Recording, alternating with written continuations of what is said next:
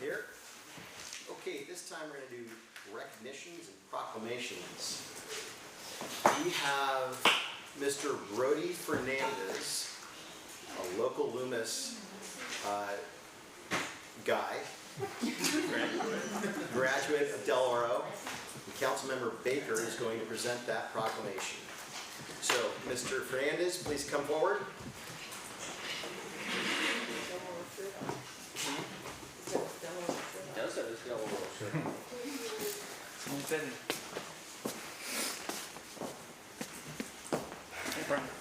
Good to see you, Brody. All right, so this is a recognition to Brody, and I'll read it. The town of Loomis is honored to extend a certificate of special recognition of Brody Fernandez for your outstanding journalism and coverage of the town of Loomis issues and events. Your innovative community engagement, as well as your collaboration and interaction with the public. We present this on the 14th day of May. And Brody has covered the news here in town when there was a lot of, I guess, turmoil and different things, and there was people that I don't think you could ever do any right? No matter which direction it went. Brody did an outstanding job of community outreach, meeting with people, talking with people. He spent a lot of time engaging with our community. Brody's taken some positions elsewhere, and we would just like to thank him as a Loomis grad, Loomis resident, for all that he has done. So, thank you.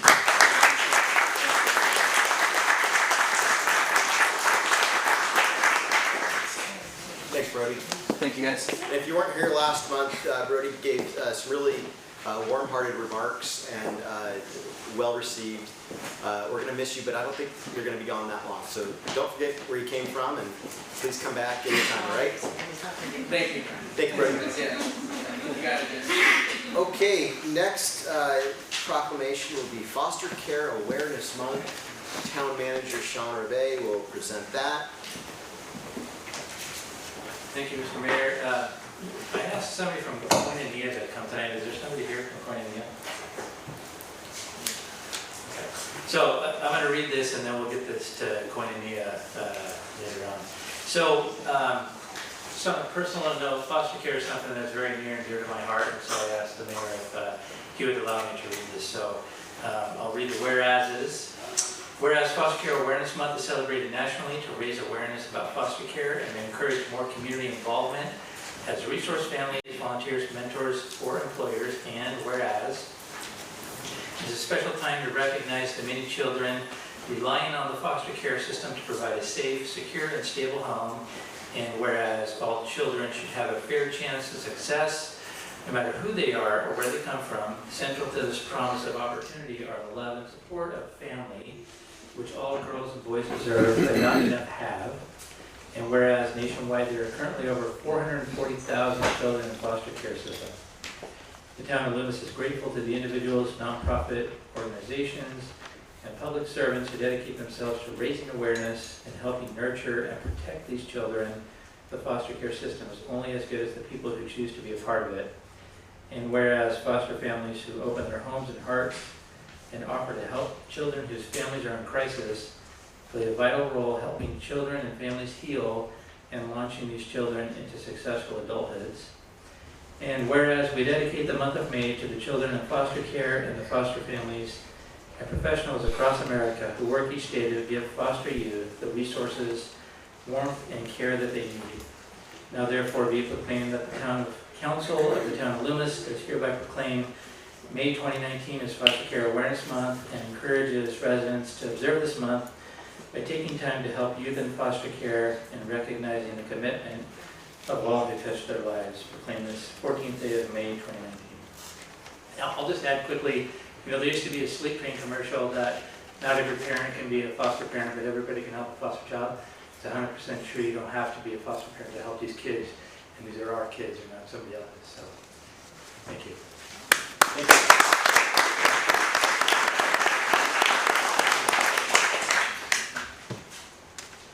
Okay, we also have National Public Works Week, and I want to recognize our Public Works crew. They're in the audience, so if you just please come up.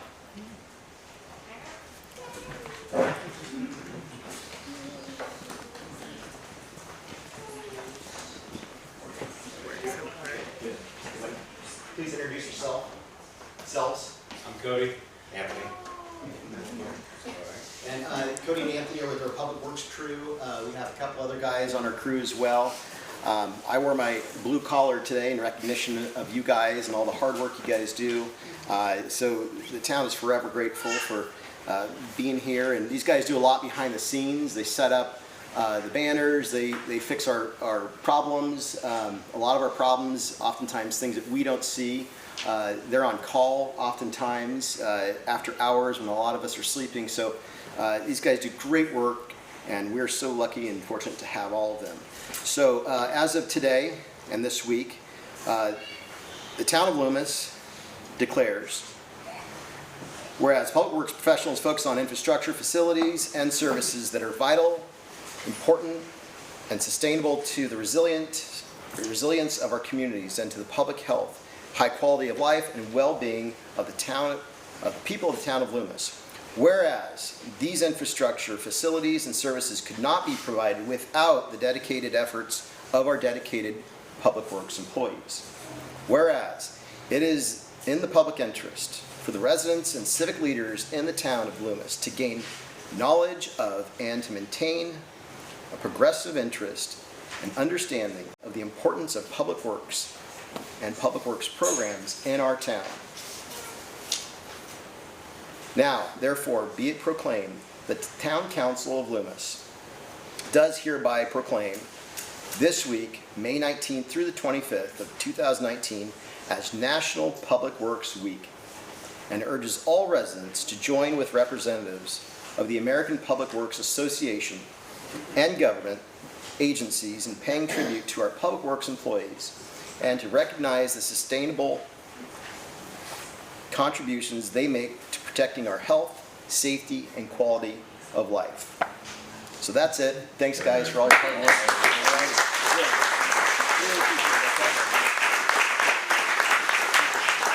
So, just let's cozy in here. Roger's going to give us a picture. Thanks, guys. I'm going to send this to you guys, and you can put it on your truck and in your office. All right? Thank you. Appreciate it. Hey guys, you can take your ties off.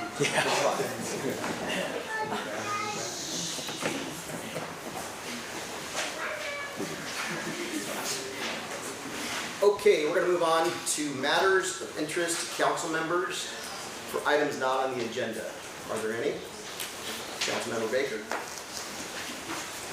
It was brought to my attention the other day over at the Sunrise Loomis Park, especially on the toddler playground side, that the distance between the end of the slide and the park is quite high.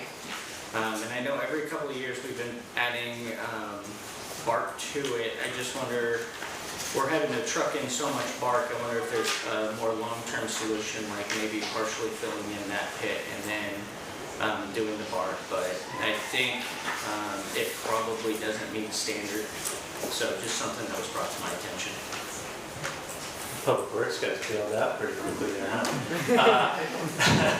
I'll talk to them in the morning, see if they could break it up to just get it, to lift that up, and then we'll take a look at what we can do long term to resolve that. Yeah, I mean, it was on both sides, but mostly that's where I would be more concerned. Right. Okay. Anything else?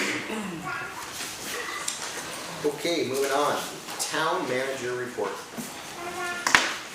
Thank you. So, like I did last month, I'm actually printing these out. There's copies in the back that are on the back table there, just to kind of give council and the public an overview of some of the major stuff that's been going on for the past month. So this month kind of follows a little bit similar to what we did last month, but there's a couple things I wanted to call out, and specifically about the upcoming downtown projects, the kind of revitalization projects and redevelopment stuff that we have going on downtown. The first is the Loomis Garage.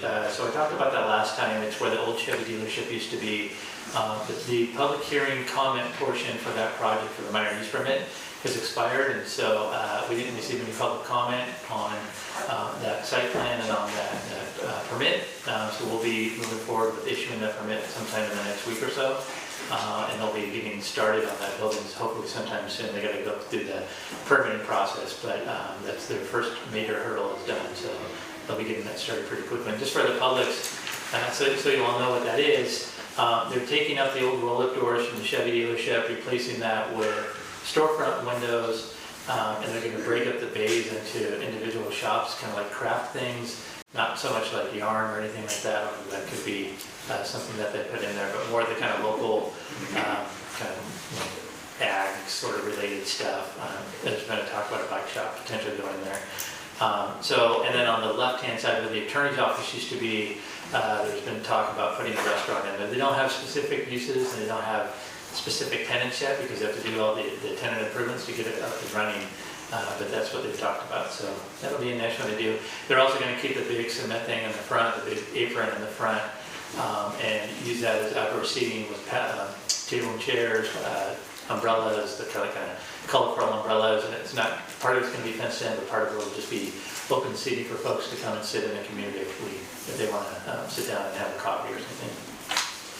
The next one I wanted to talk about briefly is, I don't know if anybody has driven by WW Bowling lately, but that's really not there. Yeah, so that's been completely cleaned up. The building itself is still there, the steel structure is still there, but the debris has been completely taken out. The trees that were diseased have been taken out, and so we're moving forward with that process of looking at selling it to the joint venture between High Hand and Loomis Town Brewery. There is potential contamination from a diesel tank that used to be on the site, and so we're working with the water board and with our consultant to identify how much dirt is going to need to be removed from there, and so that's in process as well. That's pretty much all I got. I can answer questions if you have any. Taylor Road. Any questions? Taylor Road. Taylor Road mixed use. That one's going forward too, so they're studying utilities, digging the trenches for all that stuff right now. It's moving pretty fast. Okay, thank you, Sean. Jenny, Loomis Chamber and Library update, please.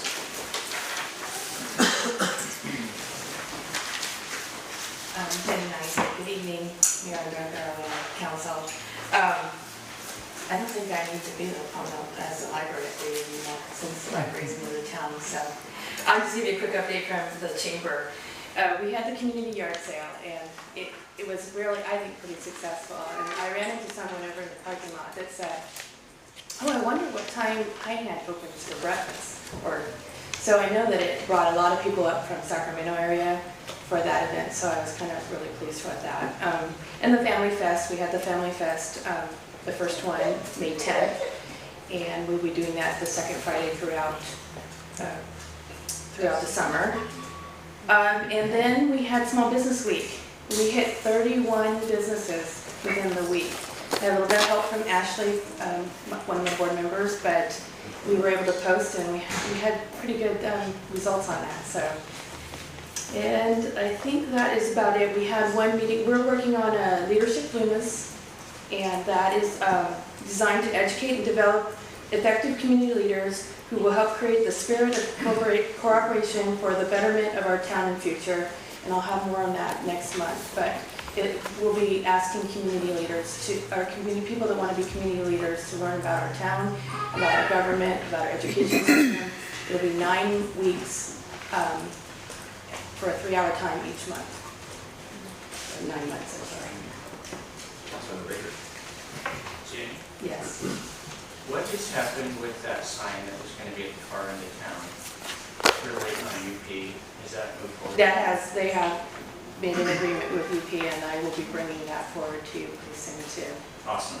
Right. I'm excited. All right, thanks. Okay, we're going to move on to public comments. Time is reserved for those in the audience who wish to address the council for items not on the agenda. The audience should be aware that the council may not discuss details or vote on non-agenda items. The concerns may be referred to staff or placed on the next available agenda. We're going to keep it 3 minutes. So, open comment. So, Okay, nobody else will go. no, you gotta be first Shame them all into it. on the order. Now I know why my grandfather always wore glasses on his nose.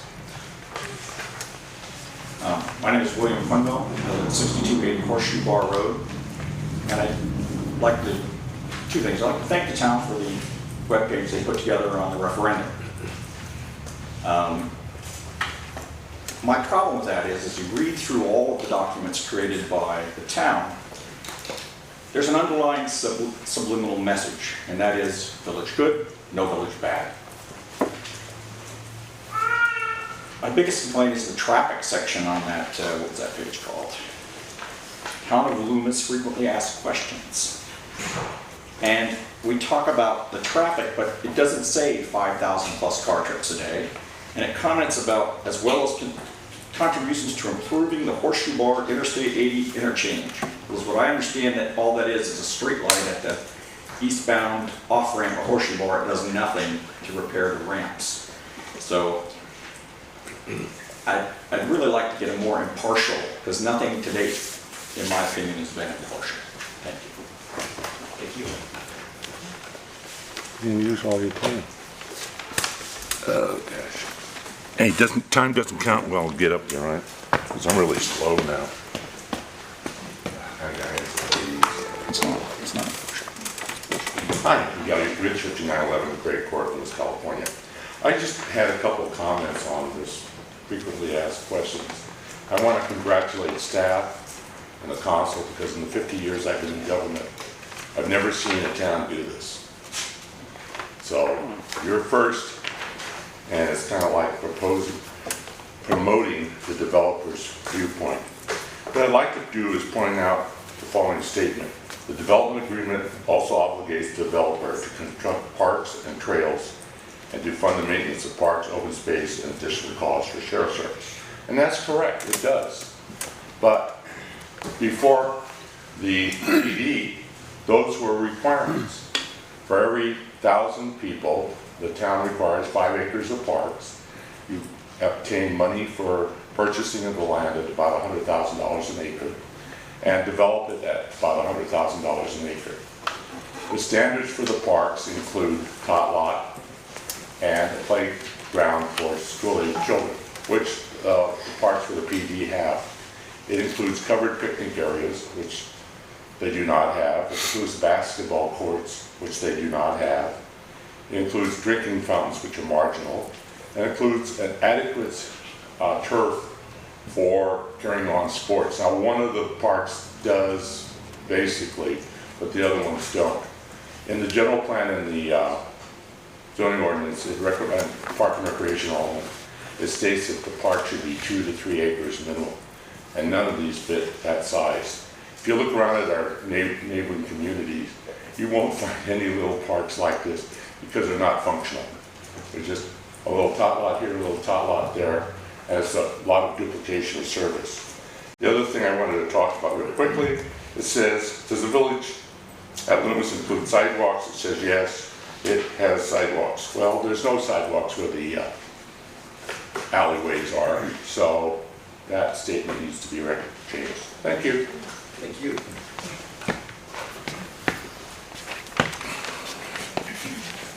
Any other public comment? Okay, seeing and hearing none, we'll close public comment. We will move on to the adoption of the agenda. So moved. Second. Okay, all those in favor say aye. Aye. Opposed? Agenda is adopted. Okay, we'll move on to consent calendar. Anyone want to call out something on the consent calendar? We'll open up the consent calendar for public comment. Seeing and hearing none. I'll move approval of consent agenda items 1 through 7. We have a motion. Second. Okay, motion, Clark Kratz, second. All those in favor say aye. Aye. Opposed? Okay. Let's move on to public hearing. Item 8, minor use permit appeal. This was continued from April 9th. Mary Beth, and excuse me, go ahead. Councilman Baker. Mayor Alberto, I'm going to recuse myself from this item because I live within a certain number of feet of the affected. Okay, thank you, so noted. Let the record show Councilmember Baker abstains.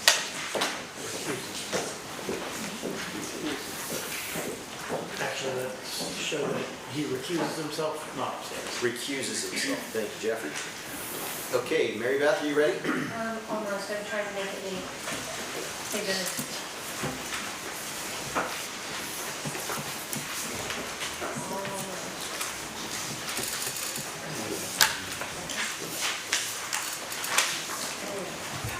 Good evening, Mayor and council members. I'm happy to be here tonight to present to you the continuation of Golden Spike Baseball Training Facilities noise study. So as you're aware from last month, the matter was appealed based on the Planning Commission decision back in January. The Planning Commission back in January made the determination that Golden Spikes could keep their doors open until 5:30. That was based on an appeal of my decision prior to that the doors must remain closed. So the Planning Commission looked at it and they said, okay, you can keep your doors open until 5:30.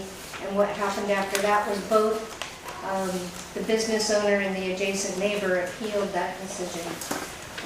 And the business owner would like to keep his doors open until 7 p.m., which is customary in the ILT zone. And the neighbor would like the doors closed consistent with the general plan and zoning code that treats it as an indoor use. The one thing we don't have in our zoning code is a definition of an indoor use. So that becomes problematic at that point. So at your last meeting, the determination was to conduct another study led by the town. The town paid for it. And the study was done by the same consultant that did the prior one, Luke Saxelby of Saxelby Acoustics. The study was done on April 23rd. Prior to that, once we had the date established and worked out between the business owner and the residential owner, so everybody could be there, and the noise consultant and us, I distributed flyers to the neighbors in the cul-de-sac from Sparus Court back Tappy Way. So on April 23rd, beginning at 5 o'clock, the noise study began. There were a couple of, well, of course, the neighbor, one of the neighbor's husband was there. The neighbor was in her backyard because with this study, we've set up one station behind Golden Spike's rear door and the other in the neighbor's backyard to get the clarifications of what the noise levels were doing at both locations. There were a couple other people present, just public members that were either interested just based on being at Planning Commission, City Council meetings, and so they were just intrigued. So they went on and did their thing, and we got to work doing the noise study. Luke Saxelby is here to discuss that with you and any questions you may have on the study in itself. I put together a PowerPoint presentation. I'm not sure how it's going to come forward because I took some videos during the study, behind the building and in the neighbor's backyard. And from what I understand, the audio will not transmit, so I'm going to have to try to move the microphone down to get that one.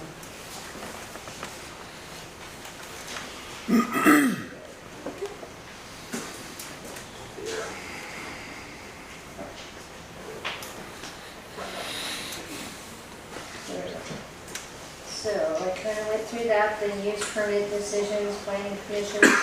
This shows you the location of Golden Spikes at the end of Switzer Court and the residential neighborhood to the west of that. I talked about the general plan and the issues with that as far as the outdoor activity, the indoor use, and the zoning map to show you where the ILT zone is next to the residential district. Summary of appeals, talked about that. So this brings us to the first slide of the current study that was done on April 23rd. So basically, Station 2 was behind Golden Spikes Baseball. Station 1 was in the Marshall's backyard. Is that 2018 or is that 2019. Okay, the slide that shows 2018. The previous slide. Oh. Oops. Hold it. Well, now I've launched to a place I don't know how to get back from. There you go, one more. One more. Okay, Oh, yeah, April 23rd, Yeah. 2019. Right. I haven't changed years yet. Thank you. Yep. So what we're trying to attain with this slide is the noise levels as conducted by Saxelby. The colors indicate the color chart on the right on the bottom end up being at where we want to be is below, in the red or below the red for 50 to 55 decibels. You can see back behind the building it reaches that level. However, as it goes out on each side of the building and in the front of the building, it turns to green, which represents the noise levels at about 35 to 40 decibels.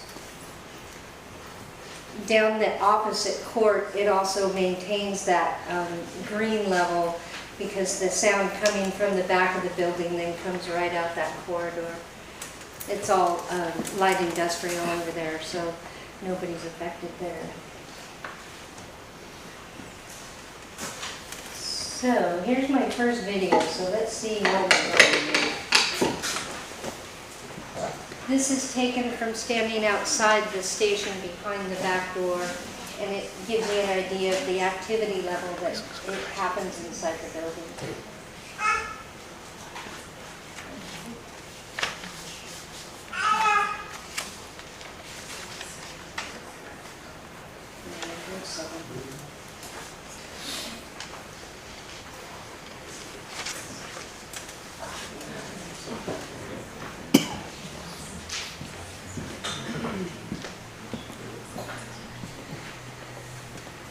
Sean's have one guy bad. Here's my technical difficulty.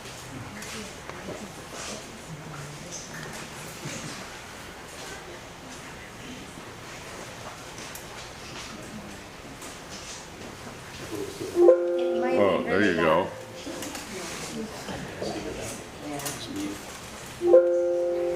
Try that.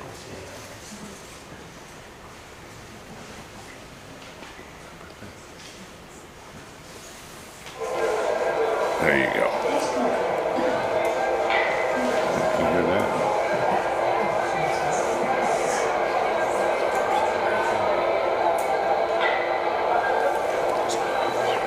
So you can see there's one batter at any given time. The other side of that is a kid that's practicing pitching or some other sports-related activity, which is consistent with the continuing videos.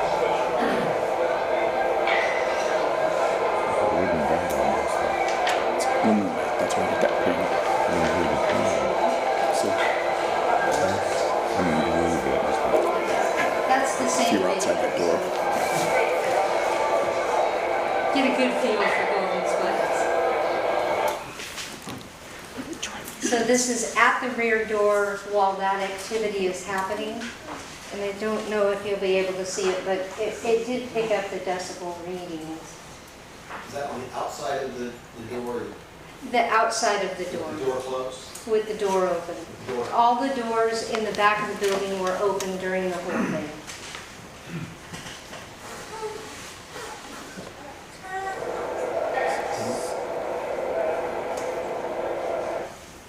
So at that level, when you heard the bat, it registered about 64 on the meter at the back door.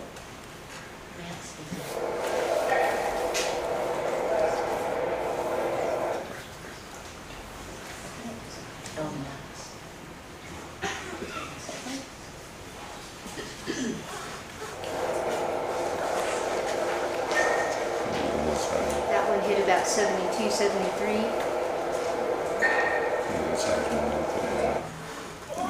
So that's the indoor noise coming out the back door.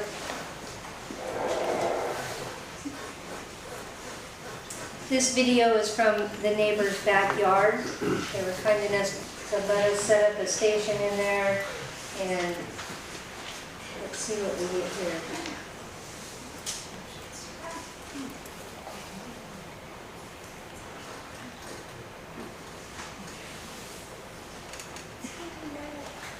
What this is demonstrating is the overall noise level in the high 30s, and when the bat hits, it could spike up to like 42, 41.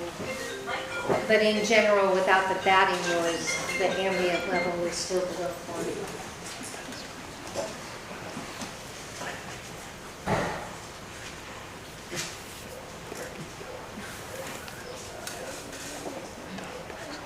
Okay, this one is interesting. What you're kind of hearing is a dog barking in the background.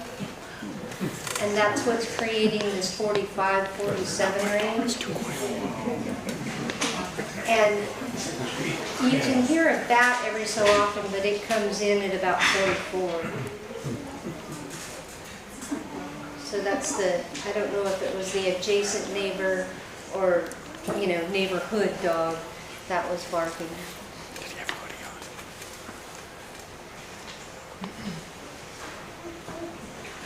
This was a long video, but...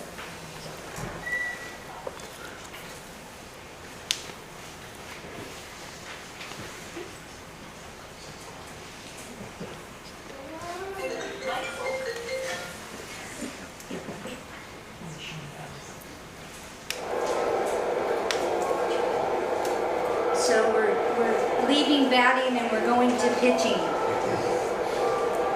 So there was a young man in there that was practicing his pitching, and his target is this tarp on the netting facing the outside.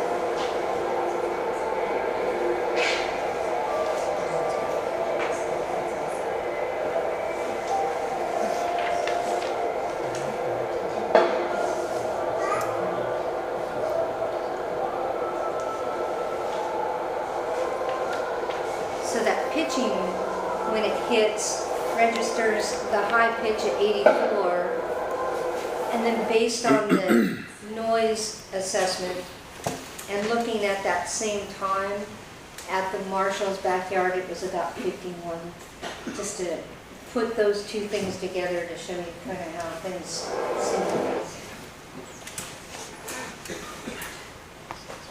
seem. This chart came out of the noise study from April 23rd, and it's kind of interesting because they were tracking the other noise levels around. So the first one that you see that spikes high is an aircraft going above. The baseball practice was pretty consistent with that 45 to 47 range. Car in the parking lot, that would be on the other side of the wall and in the parking lot of Golden Spikes. It doesn't say if the car was driving in or if it was a car door, but something vehicle related. And then a neighbor talking kind of came in higher. And he even got a Jake break from Interstate 80 that topped the chart. That's 60.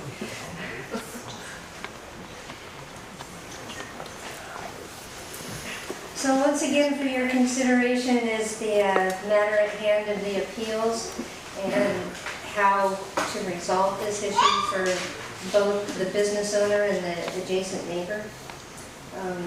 As we talked, the general plan intention is to have no outdoor activity or storage. It is an indoor use. You can see that people are using the facility indoors. The planning commission allowing them to be open, those doors open until 5:30 was trying to strike a balance between that particular use and the adjacent neighbor hood, actually. In order to, okay, it's not your typical business, it's a little out of the norm, but they tried to balance it to the 5:30 hour. They do have an extended use permit and are able to stay open until 9 o'clock, and there's no need to change that. They can stay open until 9 o'clock under that approval. So tonight for your consideration, and I thought long and hard on this, but my first recommendation to you is to affirm the Planning Commission decision of January 22nd. That would leave the front doors closed at all times and the rear doors open until 5:30. The second would be to reverse the planning commission's decision as requested by the neighbor to the west and treat it as an indoor health and fitness facility, and that the doors for Golden Spikes, all the doors would remain closed at all times.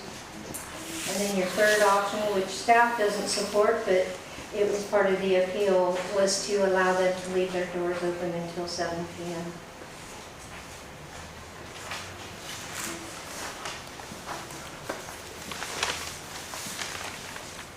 Does that conclude your presentation? That concludes my presentation, and like I said, Luke is here if you have specific noise study questions, or do you have a presentation at all, or just answer questions for your products. Okay, any comments, questions from council, staff? I just have one question about noise study, the dates. There's two separate dates on the letter from Saxelby. There's a November 18th, I believe, and December 5th. Those were the studies that were done last year. And the first one, based on some questions from staff that I had of the report, he revised it and submitted the second report. So in looking at both of those, I couldn't tell, like the first one wasn't negated, it wasn't taken off the table, the second one was presented, so that's why two reports from last year continue forward. And Luke may be able to answer specifically what changed in that. Okay, that'd be great. Rhonda, you good? Okay, how you doing? Hi. I think there's, good evening, my name is Luke Saxelby, Saxelby Acoustics. Your question was regarding the two dates. There were, previous to the most recent study paid for by the town, there was an initial study done by the applicant. There was a revision to that in essence because of the comments from staff. And so there was a second report issued, basically saying the same thing, that the project met the town's standards, but Mary Beth had asked me just to look at it a little bit differently. So that's why you do see two older reports in addition to the third newest report. Was there another question more specific? Yeah, on one of the older reports, I have so many reports and so much paperwork, I get a little confused. Yep. On one of the reports, it said occasional noise from baseball bats were reserved at times. The most audible location was station 3, which measured maximum noise levels of up to 66 dBAs Lmax due to the baseball facility. Right. So I'm not sure what that would mean other than it went above the town standards. So there's a couple of things with that. Those original measurements were done in front of the sound wall, not in the neighbors' backyards. Those were done in front of the sound wall. That data was collected and put into my model, and it actually predicted into the neighbors' backyards, so we could look at every backyard, not just one location. The other thing is the town has a noise ordinance, and that ordinance establishes maximum limits for brief duration noise. So pings from a baseball bat and that kind of thing. That was what my initial study focused on, was the town's maximum standard in the noise ordinance. After reviewing comments from staff, I was asked to prepare the day-night average, which is a 24-hour average. Also, because that's what they were required in their conditions of approval, and that standard is the 55 dBA LDN. That's based on a 24-hour average of the noise that they make. So that's why the second report is focused on that 24-hour average, which was the 55 dBA LDN. It comes out of the general plan, and so that there are two different standards in play, right? You have a hour or a 24-hour average that can't exceed 55, but the ordinance also has this maximum, which can't be exceeded for any duration. That's half a second, right? It's a short duration standard. So I've looked at all of these standards, and they comply with all the standards, no matter which one you look at. But the numbers you can't take the maximum level, which is the highest you measure at any point, and compare it to that 55 day-night average standard. It's apples and oranges. So that 66 would be the day-night average? That's the maximum. That's the maximum? Yes. Okay. And in a residential backyard, that daytime standard is 70 dBA maximum. Oh, for our town or is For your that like town. for your backyard? No, that's for your. Okay. Yeah.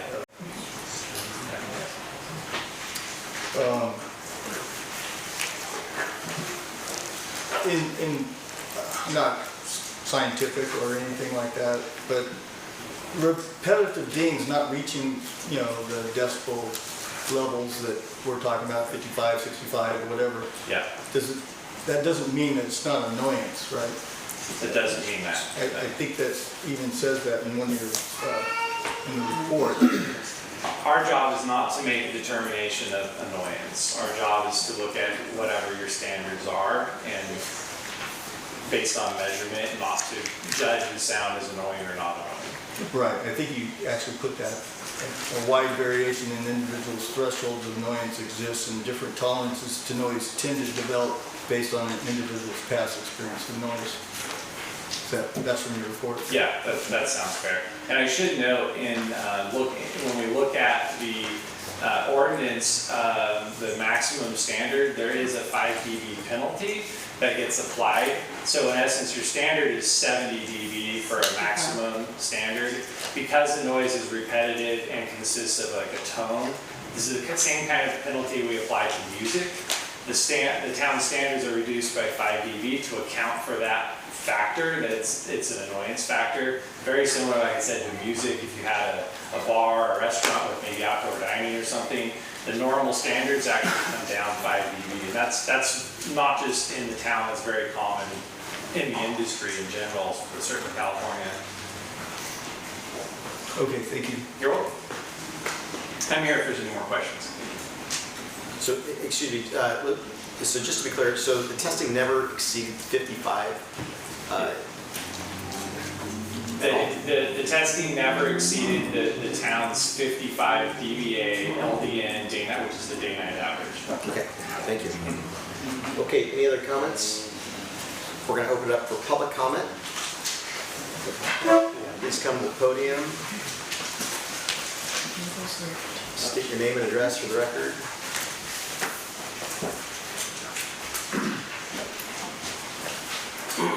My name is Brett Hemphill, and I'm from Roseville, California. Thank you for letting me address this situation. Hopefully this will get resolved. I'm going to try to just stick to the facts that we got from Saxony Acoustics. So the town standards for the decibel levels in this zone is 55 dBA LBN. We've had 2 separate studies that show that we are well below that number. The first study that we did back on October 30th showed that not only were we at below 55 dBA, we were 27 decibels below that 55 dBA. All of this was done with the doors open.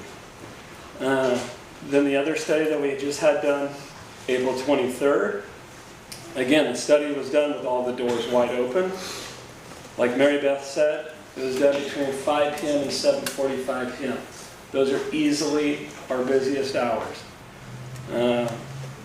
Like she said, she sent out invitations for all the residents on Cathy Way and Sparrow Street to attend, and only one resident from Cathy Way attended. Only one. Nobody from Sparrow Street showed up. Furthermore, if you look at figure 3 from the report, that clearly shows that the neighbors' backyards on Cathy Way measured anywhere from 21 to 30 dBA. Like they had mentioned, that they put the instrument in the marshal's backyard, and it came out to 45 to 47 dBA. From the conclusion in the report, it says these conclusions are the same as our previous studies for the project, which indicated that Golden Spike's facility was found to meet all the requirements of the town of Loomis exterior noise standards. At no point has Golden Spike's exceeded the town standards. And we just want to be just like our neighbors with their doors wide open, Sierra West, Velocity, CrossFit Loomis, Kettlebell Loomis, all with their doors open. That was all. Okay, thank you.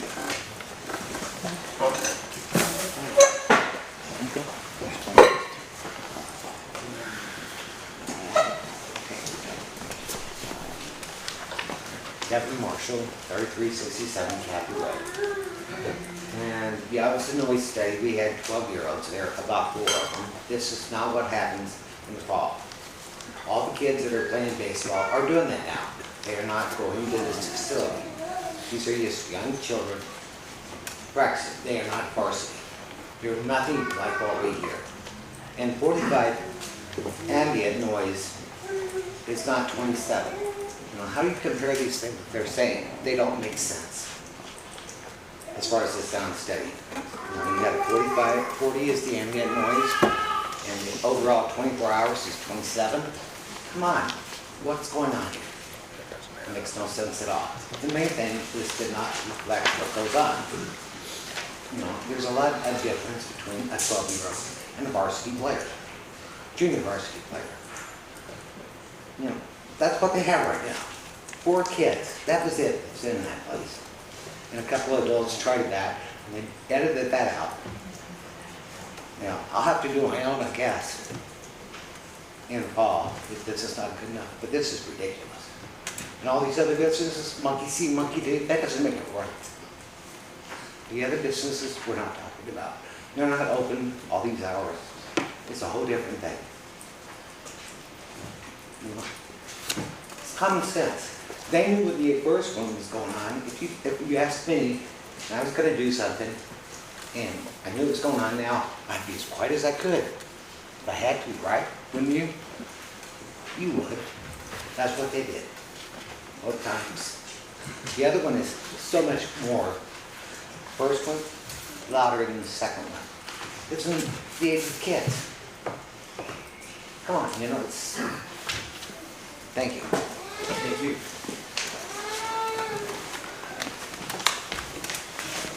Keller Olson, 6233 Horseshoe Bar Road, Loomis. Partners with Brett Hemphill and Alex Creel, who's not present today. I'd just like to mention that Golden Spikes Baseball has been in business since 2010. We've been in this facility particularly since January 1st of 2014. Why it's an issue now, I have no idea. But the facts are the facts. We have been asked to, first of all, ourselves pay for a study to have that done, which met all the standards of the town. We then appealed it, as did the one person complaining, to have the town pay for a study, which costs $1,000. We've now gone through 2 studies, $1,000 a piece, and the one person complaining about this hasn't had to pay a dime. So whether that's fair or not is not for me to determine. The fact of the matter is, now there's 2 studies done, and we've come in well below the average. It was just brought to our attention that a barking dog was actually louder in the study than a pinging of a bat from apparently a junior varsity player. I'm not sure what that means. But what was displayed in the video is pretty standard of what happens in baseball, in our facility. It's actually baseball season, so that to claim that it's different in the fall is completely false. It's baseball season. The study was done during baseball season. Our facility, our clients, our academy goes up to the age of 13 years old. That's not to say that we don't have players come in that are above 13 years old, but the majority of our clientele is 13 and below. So I'd just like to mention that I actually live in Loomis, off the Horseshoe Bar Road, and I, 2 years ago, went to the town to make a complaint about some roosters on the property next door, and they basically told me that they could do nothing because it comes in within town ordinance for them to have that. I didn't create come to the town council over it. I just knew that they were abiding by the rules and had to deal with it. I don't see how this is any different. That's for you to decide, but I'd just like to mention that. So, thank you very much. Thank you.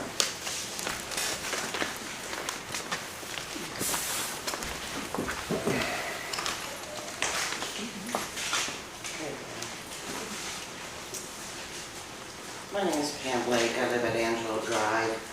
I was actually there for the study. The first study was done without witnesses, so the second study was done. Bill was there, Sonia was there, I was there.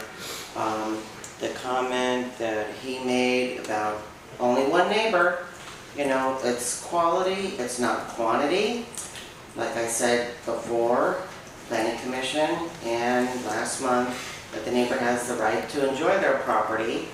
And again, it's the repetitive noise coming off of that back. Now, I did talk with Mary Beth last month and was told that they were going to go about their regular business. Well, their regular business was what? A 9, 10-year-old, 11-year-old hitting off of a T-ball stand, which you saw in the video. Totally different. Later, there was a man over one just throwing a ball at another, you know, young kid. I did see a hand pitching machine. Why wasn't that used? I don't think that the study that was done was very accurate. And then another thing, I play softball now. And last night playing softball with, I don't want to say my age, but 20s and 30s, but you know, it was very loud. You know, we're outside in a big ball diamond and it was loud last night.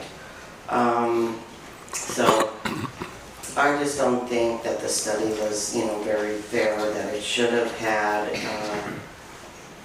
older people there and not that darn T-ball stand. And by the way, we kicked, you know what, and we won 12-1 last night, so thank you. Thank you.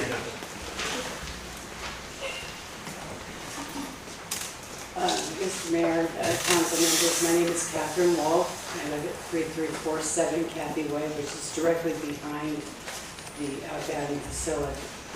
I do not know if another sound study is going to prove much different, you know, as far as levels and decibels.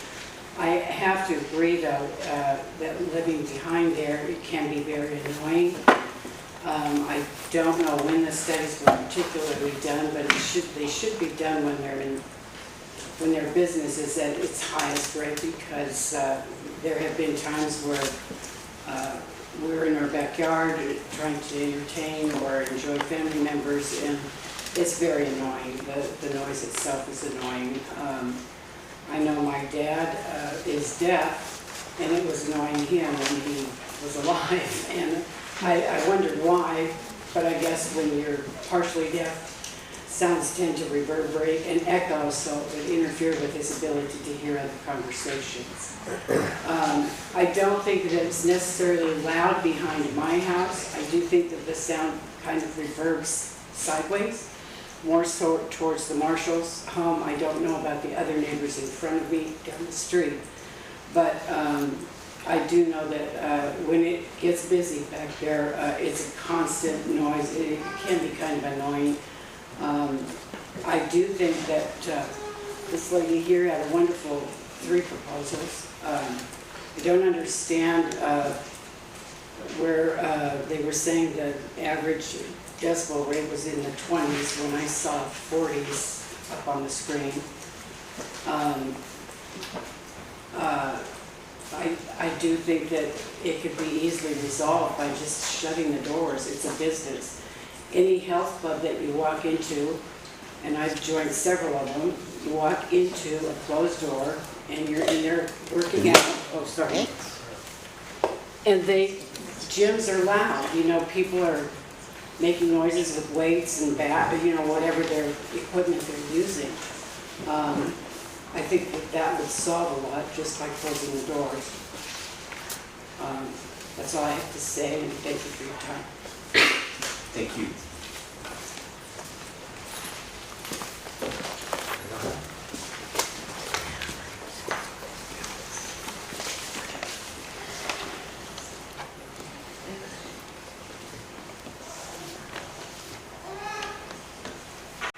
Hello again. I'm back. So I'm going to go ahead and read what I wrote just so that I can go here. There was a question from Ms. Morales as to the history and wanted to paint us as potentially complainers. And I wanted to give a little history that in 1997, Oh, that's bad. our previous owners had some issues with the business behind us.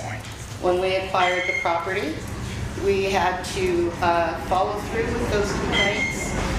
And in 1999, that permit was revoked.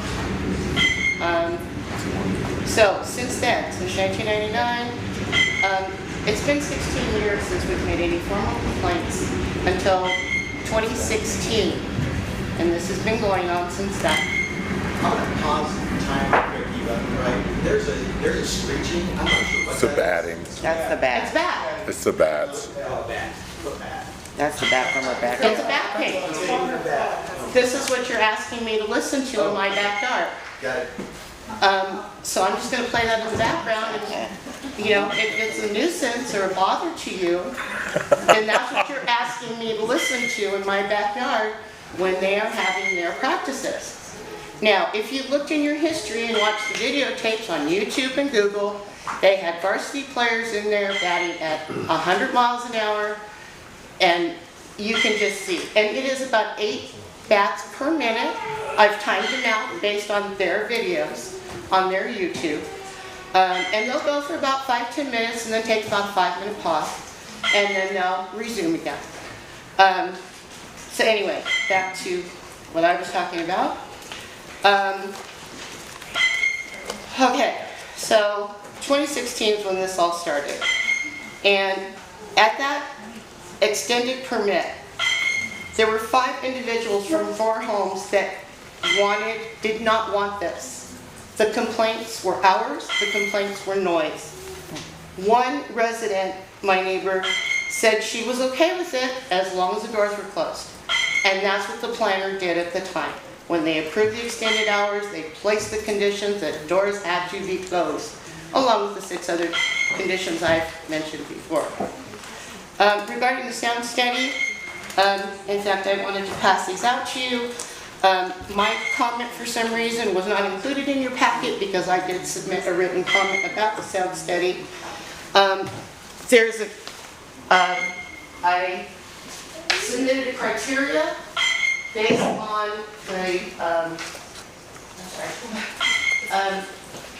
based on the videos that I had from Brent Himmel and from Golden Spikes, and those are my sources justifying the speed, the repetitiveness, and...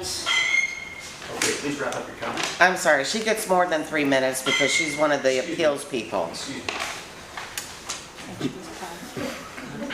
Okay. All right, thank you. So basically, I have some other comments contesting the sound study that they were 10 to 13-year-olds and not varsity level players. Thank you.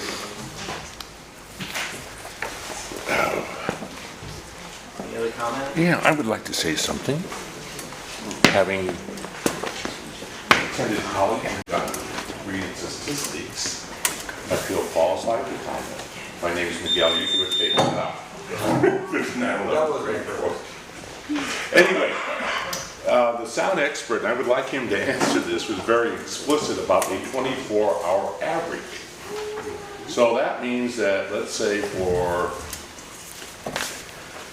12 hours, the sound level was 40 when they were closed at night. And then during the daytime, the sound level was 70. If you take that 30, then the average sound level is 55. So he was very clear, and he always stated it was a 24-hour sound level. So, you know, we're not talking about, quote, 24 hours. So it does annoy a little bit. my last comment, last night I drove over there to try to find this place, and I couldn't find it, believe it or not, I couldn't go down the right street.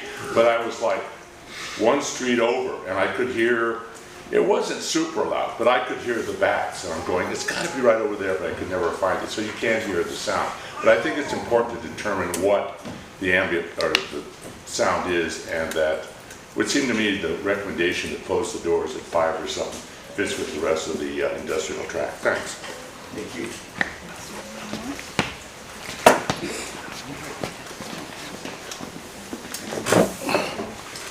Good evening. My name's Sam Bragg, and I live in Penryn. I'm also the owner of the subject building, and I own multiple properties in Loomis and the surrounding area. So full disclosure there. But first I want to vouch for the character of the owners of Golden Spikes. These guys are operating a business that make a positive impact on the youth in our area, in addition to bringing visitors from outside our area into the town. That benefits our town. They've done everything to comply with the town's request, and would prefer to keep their business here. But for some reason we're making it as difficult as possible for them. And I think it's important to recognize with their hours of operation that they are primarily serving kids who are not able to come during the day. They're in school, so these hours of operation are crucial to them to be able to maximize the use of their time as a business owner who is leasing this property from me. I'm also a frequent visitor to the property. I work out regularly with CrossFit Loomis. I don't want to throw them under the bus by any means, but we turn our noise up, we turn our music up, we throw our barbells around, we have a good time. Quite frequently, we're running as a group across down the same street. It's only a few buildings down. So I often run by Golden Spikes and hear the dings, and it's just, again, this is just my opinion, but I can't imagine it being a nuisance several homes away. From what I saw tonight, the results of the study are clear. I'm perplexed by the staff's recommendation based off those results. There's a legal term, coming to the nuisance, and when you decide to buy a home that backs up to an area that's zoned industrial-like, you have to go into that with the realization that there's going to be a nuisance there. The fact that they're staying within the town's requirements, I think it's clear. There's a lot of other potential businesses we could put in that building that could be just as or more annoying, but these guys are doing a good thing. I just want to see business owners and property owners treated fairly by the town council. Your decisions on this agenda item will definitely impact my future decisions on how I invest and do business in Loomis. Thank you. Thank you.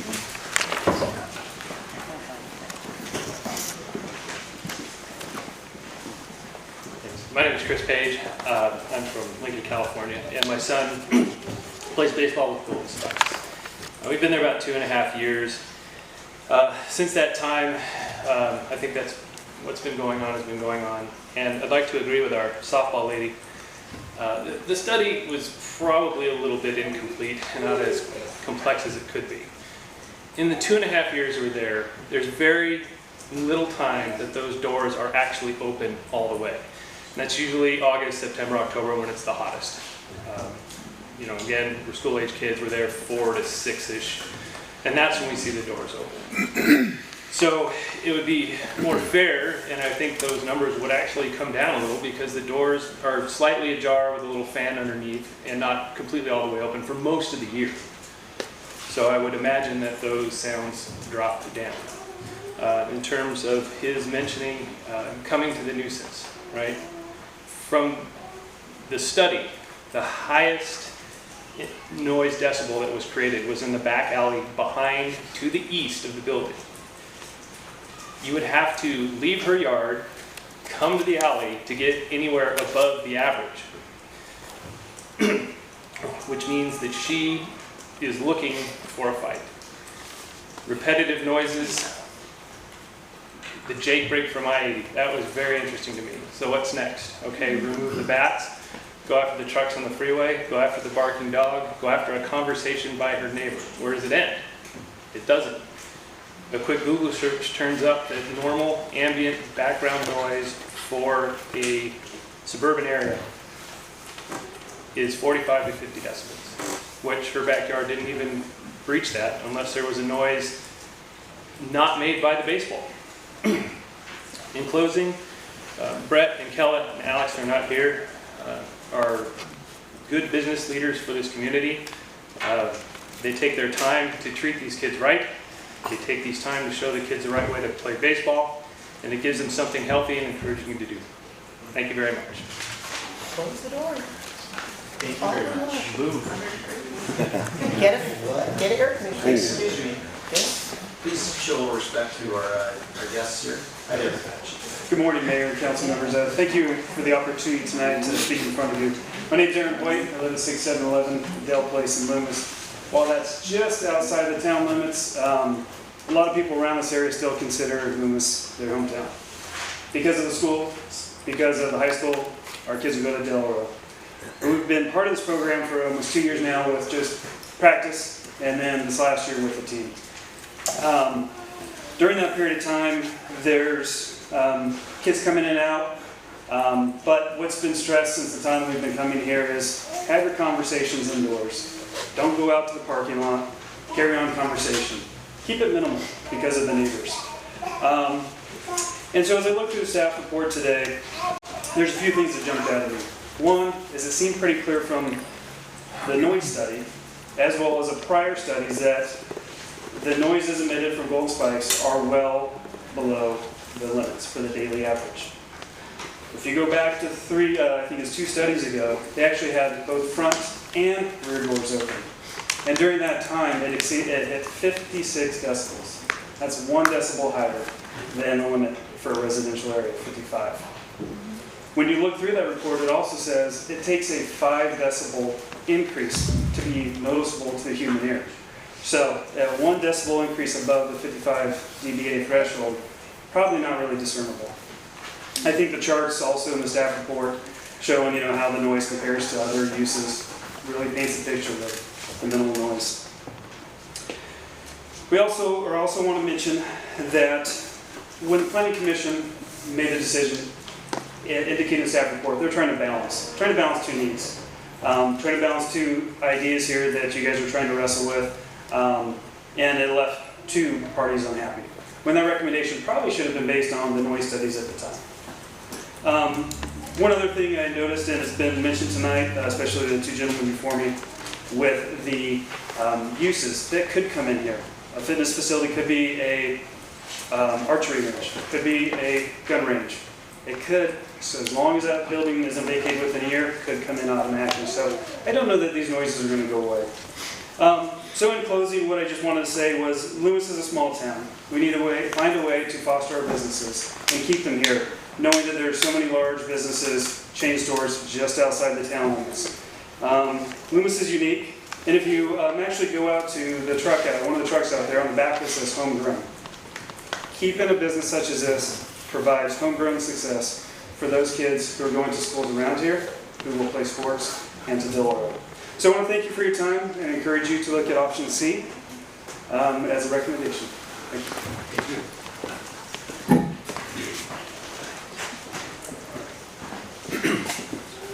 Hi, my name is Fred Dion. Thank you, I'm from Roseville. My son, we've been going to the Golden Spikes for about the last year. We drive from Roseville almost 4 days a week to come up here for practice and for lessons. Kind of have a running joke with my wife that we probably should buy a house in Loomis because we're here so often. And that means that we're stopping at Taylor's on the way home and eating dinner here. We're here. The noise study, all that. I just want to, what I want to talk about is my son is 12 or 11, and I haven't seen, we're there so many times, I don't see, if there's kids that are over 13, I don't see them. I mean, I'm at this facility, like I said, a lot, and I don't see a lot of kids that are under, there's 36 kids on 3 teams for 10U, 11U, and 12U teams that are at the facility, and that's what we see. But I want to speak to the characters of the owners of Golden Spikes.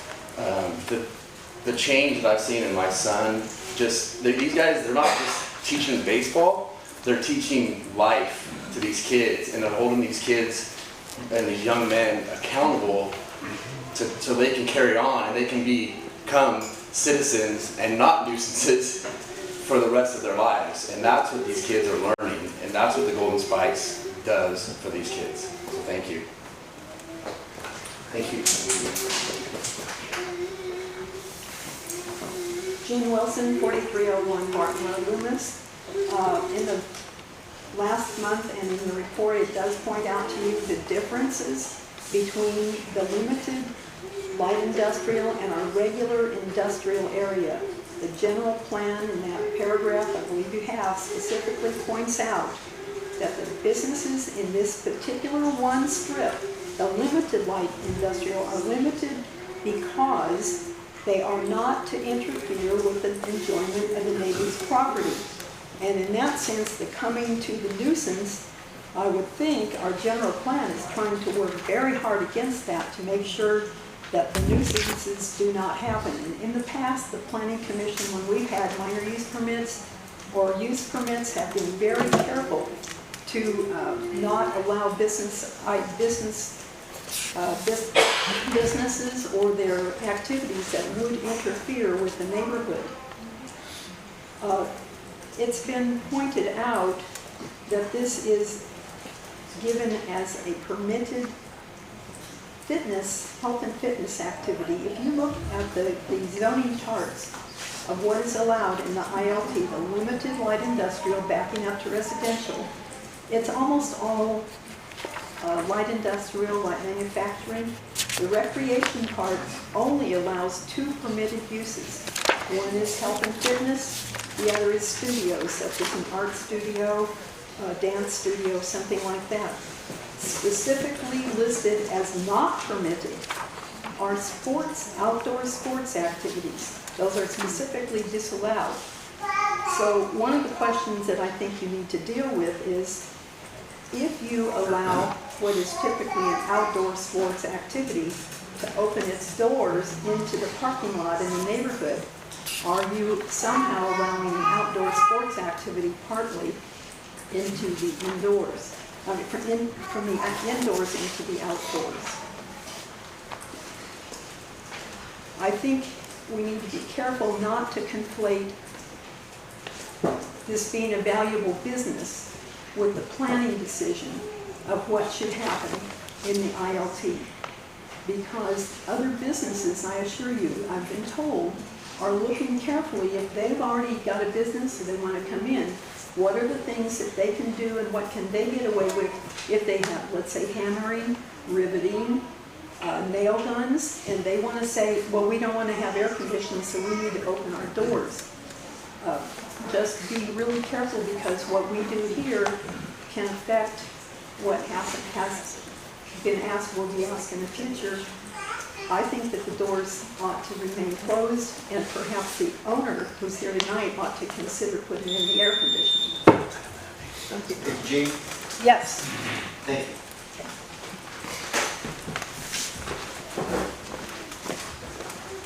Hi, my name is Sonia Coupler. I reside at 5632 Loomis. And I just want to go back to something that Mr. Marshall said about the ages of the kids that were batting the day that the sound study was made.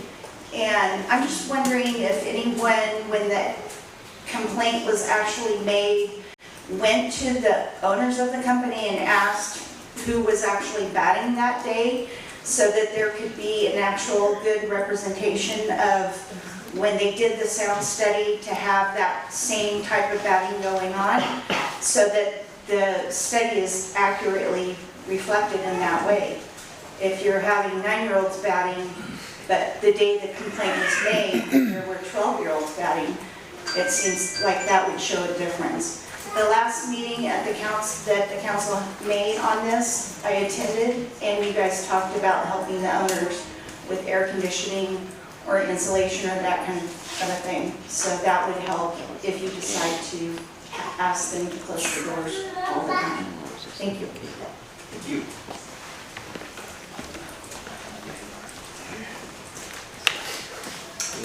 comment?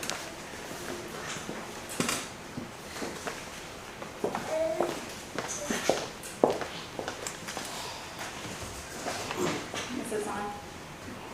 My name's Sarah. I live at Sarah Velasquez, 5883 Sparrow Street. I am a business owner, 3 businesses, and we are dealing with a similar issue at my business where my property owner doesn't want to give us a new AC unit. It's expensive. My kids have played baseball for years, my son, and still I think after about 3 days that sound would drive me nuts. And that's why I decided to come up and speak. I don't know the facts. I really don't know anything other than what you guys talked about tonight. I think maybe there should be some alternative, and I came up with a couple ideas. Just thought I'd throw it out there. It just popped in my mind that perhaps there could be some demonstration in here of what the sound sounds like, because I don't know how you guys can make an informed decision if you don't know what it sounds like.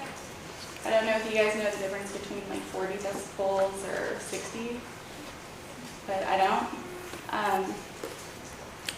I've seen some case studies where people met in arbitration and they agreed on one party paying the other a certain amount every month as like a stipend to lessen the stress of the situation.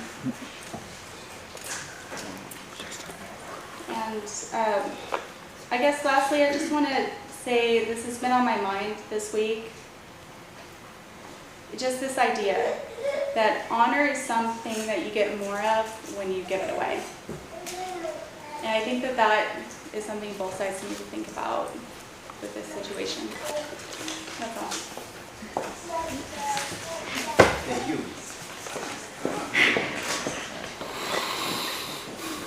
Any other public comment?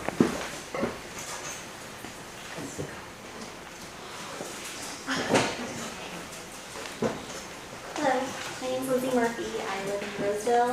My son has been a part of the Golden Spikes for a little over 2 years now. And one thing that I would like to stress is the facts. You know, there is annoyance of a dog barking that comes in louder. And I get it, there are annoyances. I'm a homeowner and have them in my own home in the neighborhood. But at some point, there has to be a line. You know, I could understand these men are doing great things for our boys and have taught my son some great life lessons. And it's a positive impact on not just your community, but people that are growing up and are going to be sitting in the same chairs that you are sitting in. And so, you know, at some point, there has to be a line drawn. That's it. Thank you. Thank you.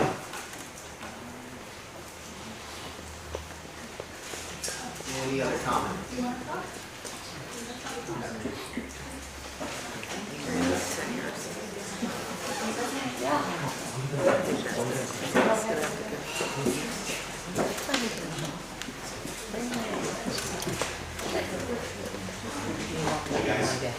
Name and address for the record, please. My name is Aiden Young, and I live on 225 Darling Court in Roseville. I am a part of the Golden Spikes. I am one of the players on the 11U team. I would just like to say that practicing in our facility, I know there's been some noise complaints, but I would just like to say that we are playing, like I know,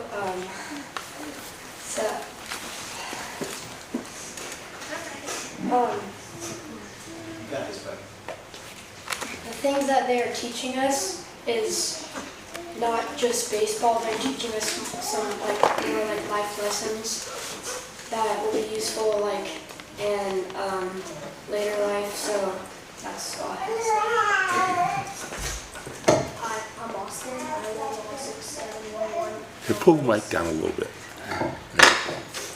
And I play for the Golden Spikes. and I practice there all the time, and I just hope that we don't have to move, or I don't want to keep the doors closed because it's it gets really hot in there, and so it's just not really that fun. It's like it's not really that fun. Thank you. So you just I'll keep the doors open. Thanks for coming. My name is Julie Thompson and I live in Roseville, California. To be honest with you, let's see, my son is one of the ones that was during the study. He's 10 years old. He's been playing for Golden Spikes for 1 year now, and he takes lessons probably maybe 4 days a week. He's up there at the facility. Before that, I can tell you I probably never came to Loomis. I live in Roseville, I've got everything there. We spend a lot of money coming in here to your city. We probably eat at Taylor's 2 or 3 of those nights that we're here. The kids get, their shakes and all that kind of thing. My kid could be home playing Fortnite, could be on the streets running around, but they're up here. They're doing a good thing. They're playing sports. They're trying to learn life lessons. They are, taking a lot home from these kids. It would be really sad for you to shut us down because it's so hot in there, and what we need to have it open because it's hot in there. It's not healthy for it. You're talking, 4 to 7, because a 10-year-old doesn't even get out of school there. So 4 to 7 o'clock at night. All day long it's quiet. The evening when you go to bed, it's quiet. No one's there. It probably can't be any worse than that train going by, the traffic going by that we've already heard since we've been here. It's so cold during the winter time, it's never even open. So it's only open during the really hot times from 4 to 7. Within the city limits, at some point this has got to be harassment. You're harassing every business that's in there. And so at some point you have to make a decision on what is going to be right for this. And it would be sad to pull this organization that's been established here for a long time and put it in another city where you're now giving revenue to another city. Or you're forcing it to be where we can't, as parents, afford to go there because the rent's too high, and then these kids are now on the streets doing something that they shouldn't be doing. So that's all I have to say. Thank you. Any other public comment? Okay, we'll shut down public comment and bring it back to council. Comments, questions, discussion? Council? I have a question. Staff? No. The owner, Brent Hempel. The last time that you were before us, I talked about the possibility of getting a small business loan for air conditioning unit. And then I found out that you weren't the owner of the building, so you wouldn't be able to do that. But now tonight, the owner is here. And it sounds like you guys are friends. And it would be great if you could come to some kind of agreement and possibly get some type of air conditioning unit in there, because I've also heard the theme that it gets very, very hot. And somebody said that. Can I make a someone comment? else said that. And the thing is we have a problem with heat and the safety and well-being of the kids, and I know that's why you open the doors. You don't want to. I don't believe that you want to irritate the neighbors. I don't believe that at all. I do respect what you guys are doing with the kids and stuff. But, this is not a win-lose situation. It's not like you're going to triumphantly go, away with a win, or neither are the neighbors. But there's some type of sanctity to be said for people living in their home. The home is castle. We always hear about property rights. You brought up the property rights. I bought my home, and I sit in my backyard, and I hear this. It's not even about the amount of noise. It's a noise that is like Chinese water torture or something. For someone who's not involved in sports. I believe that you guys hear that and it's success. Bam, you're hitting the ball. Bam, you're hitting the ball. That's great. But I would love to see that you guys would be able to get some type of air conditioning, maybe through a small business loan. I also looked up on line, mobile industrial AC, 5 ton, 3 ton, 1.5 ton, it starts at 2,625, 4,421. I even stopped off at Mossberg here in town to see what they could do. I mean, have you checked into that at all? No. Let's hear from the property owner, unless there's any objection. Oh, I was asking. All we have checked into, we've got a bid on how much it would cost to insulate the entire building, the ceiling, and then put in an AC unit. It was going to be about $80,000. That's money that we cannot recoup ever because we're tenants, right? Right. So it's not in my best interest, his best interest, to put in an AC unit, have it all insulated, plus pay the however much it costs a month to keep it cool. It's just not smart business. Okay, what about the mobile industrial air conditioning units? You have a 5 ton, it is 61,000 BTUs. I don't know if that would cool, how big a property? Does that have to be hooked up to a hose bib? I'm not sure. Because if it does, we don't have one. So the property. So it would have to be hooked up to either the toilet or the sink. Have you talked to Mossberg about it? No. Have you talked to anyone about it? No. But the insulation, what about the insulation? I thought part of the agreement was you were going to insulate, reduce the noise. We were supposed to insulate the windows. Okay. So we did that. Would the town We or weren't gonna do the the tenants on ceiling. Kathy Way be willing to get involved in that too, since we're all here? Yeah, you share the profits. I pay for my own air conditioning, thank you. Okay, this really is a question more for the property owner. Sure, go ahead. So I want to clarify that there is an air conditioning system in place in this building. It is really more reflective of the cost associated with, this is a full warehouse, concrete tilt-up building. You're cooling a lot of space. The footprint's 6,200 square feet, but it's a lot of space. So what that cost would look like during the summer months, I don't know. I can say, but that's something that would be a direct cost to their business. I can tell you, I haven't owned this building very long, a little over a year. I have a very modest return on this property. The rate that I lease to these guys is well below market rate in Loomis, and I do so because they're great tenants. Because they're not getting rich off of this business, right? Like this is a passion business for them, and you can see that based off of the people that are here. I hear what you're saying about king of the castle, property rights. To me, it's not a subjective issue.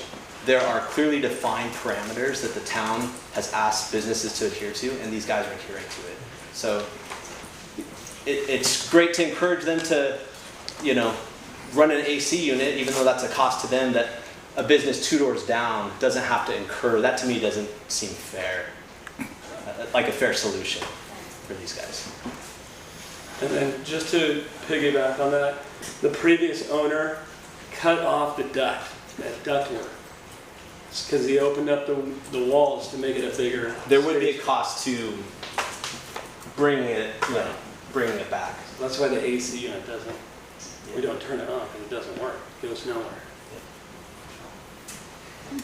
Okay, I'm not asking you for your profits or anything like that. I'm just trying to find, some type of reasonable resolution. As the Planning Commissioner Gene Wilson pointed out, there is a rule in place, an ordinance that says that area closest to the neighborhood there is for, industrial light, and this would be considered a health business. Can I ask you a question then? Because the Kettlebell and the CrossFit Loomis also have their doors up. And how close are they to the neighborhood? Same street. Same street. In the same exact area. Same street.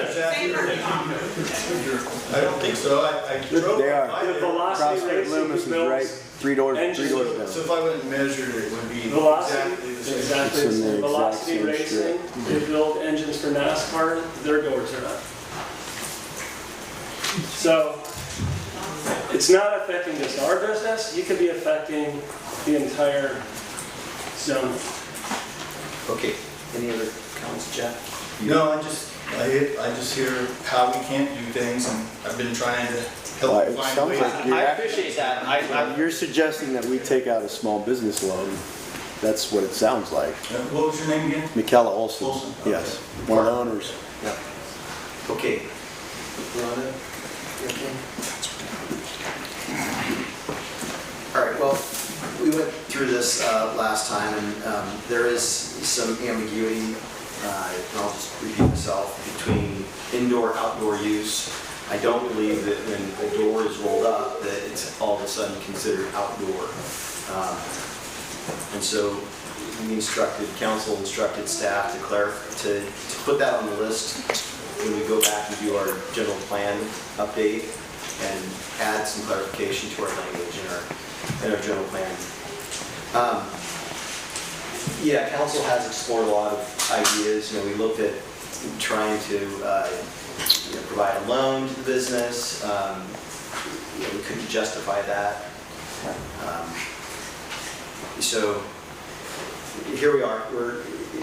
It's time to make a decision on this.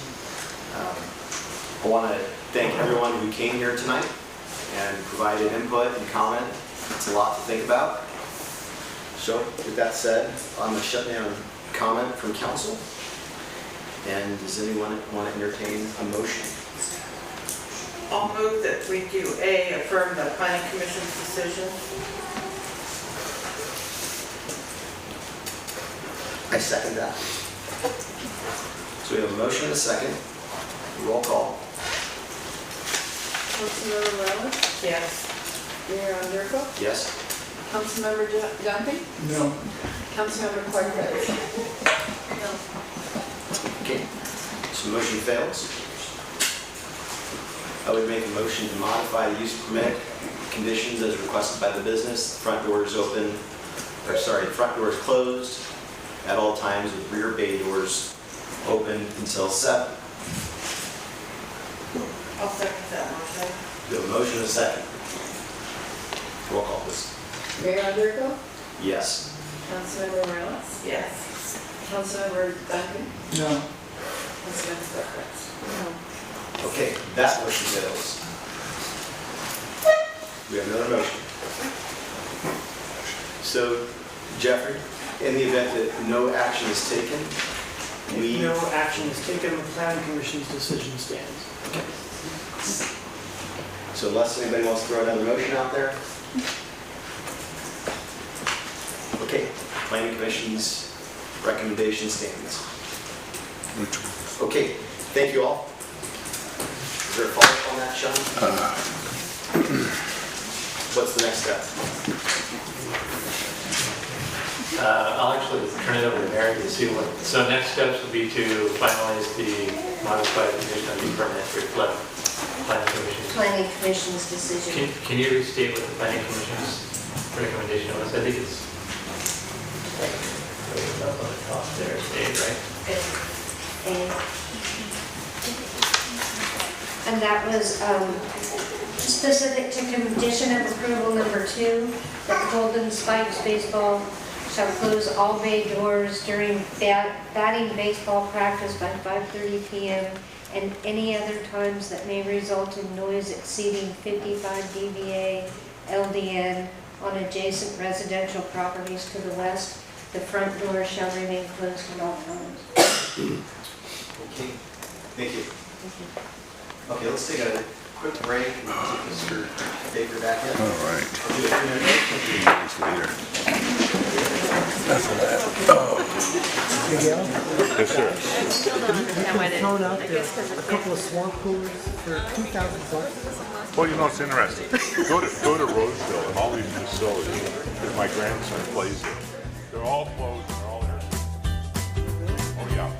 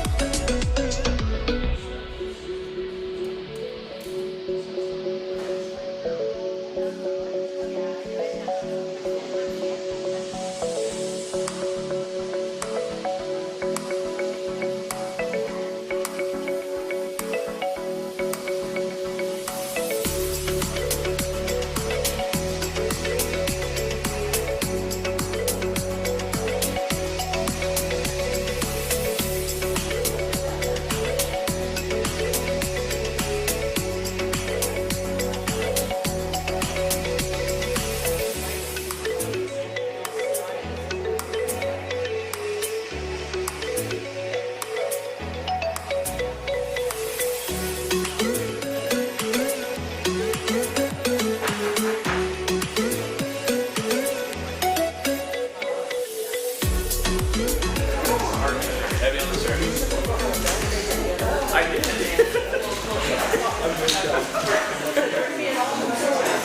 I would have. Gladly. No, I've tried about 30 different things. Let me know when you're ready. Okay, let's get this back on track. We're going to move to item number 9, Taylor Road Mixed Use Maintenance District number 16. Sean, take it over. So I'm taking this on for our city engineer, town engineer, Britt Smash is out on vacation, and so he put this on the agenda and then probably told me that he wasn't going to be here. So on March 12th of this year, council approved resolution 1920, and that resolution declared the town's intention to levy a maintenance assessment, approved the engineer's report, and then also established a public hearing for today for the Taylor Road Mixed Use Project, which is maintenance district number 16. So at that meeting, we have one of our residents noted 2 items on the engineer's report that may have been covered by alternative means. Britt investigated those, determined that the street sweeping and the fire hydrants that were part of the engineer's report were accounted for in other programs, and so they've been removed from the engineer's report. We published the notice of public hearing for required law, which talked about the reason for the assessment, proposed annual assessment, assessment duration, how it was calculated, and then the actual assessment ballot with instructions. Because this is only one property owner, there's only one ballot that's sent out. It's not like an election, it's an election of one person apparently. And so that assessment, the assessment ballot was mailed out, published a public hearing in the Loomis News. We received the signed ballot from the property owner on May 6th. And so the recommendation tonight to you is to open the public hearing, take any public testimony that comes up, and then also close that public hearing, and at that point we'll tabulate the ballot results, noting that we received a total of 1 ballot from the property owner, who voted yes, by the way. So the final recommendation to council would be to, at the end of the public hearing, would be to adopt a resolution which determines the levying of assessments on that district. Okay. Comments, questions, council? We also have a, the owner's representative is here as well. Any questions? Let's open up for public comment. Seeing and hearing none, we'll bring it up to council. We have a motion. First, we need to actually read the. Yeah, so the one ballot that we received was a yes vote. All right, thank you. Make a motion to adopt a resolution determining to levy maintenance assessments in the town of Loomis, Taylor Road Mixed Use Maintenance District number 16. Motion is second. Roll call, please. Councilmember Baker? Yes. Councilmember Farquharson? Yes. Councilmember Gagnon? Yes. Councilmember Morales? Yes. And Mayor Underwood? Yes. Okay, thank you, Sean. Let's move to item 10.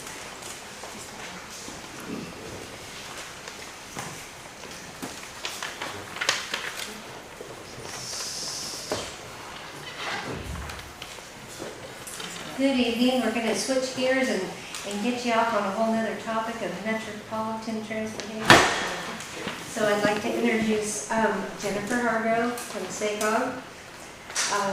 And she has a presentation for you, so sit back and enjoy. Very interesting. Welcome to Loomis, Jennifer.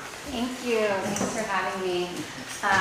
My presentation is going to be about 10 or 15 minutes, so hang in there with me. I know it's getting late, but I'll move through it.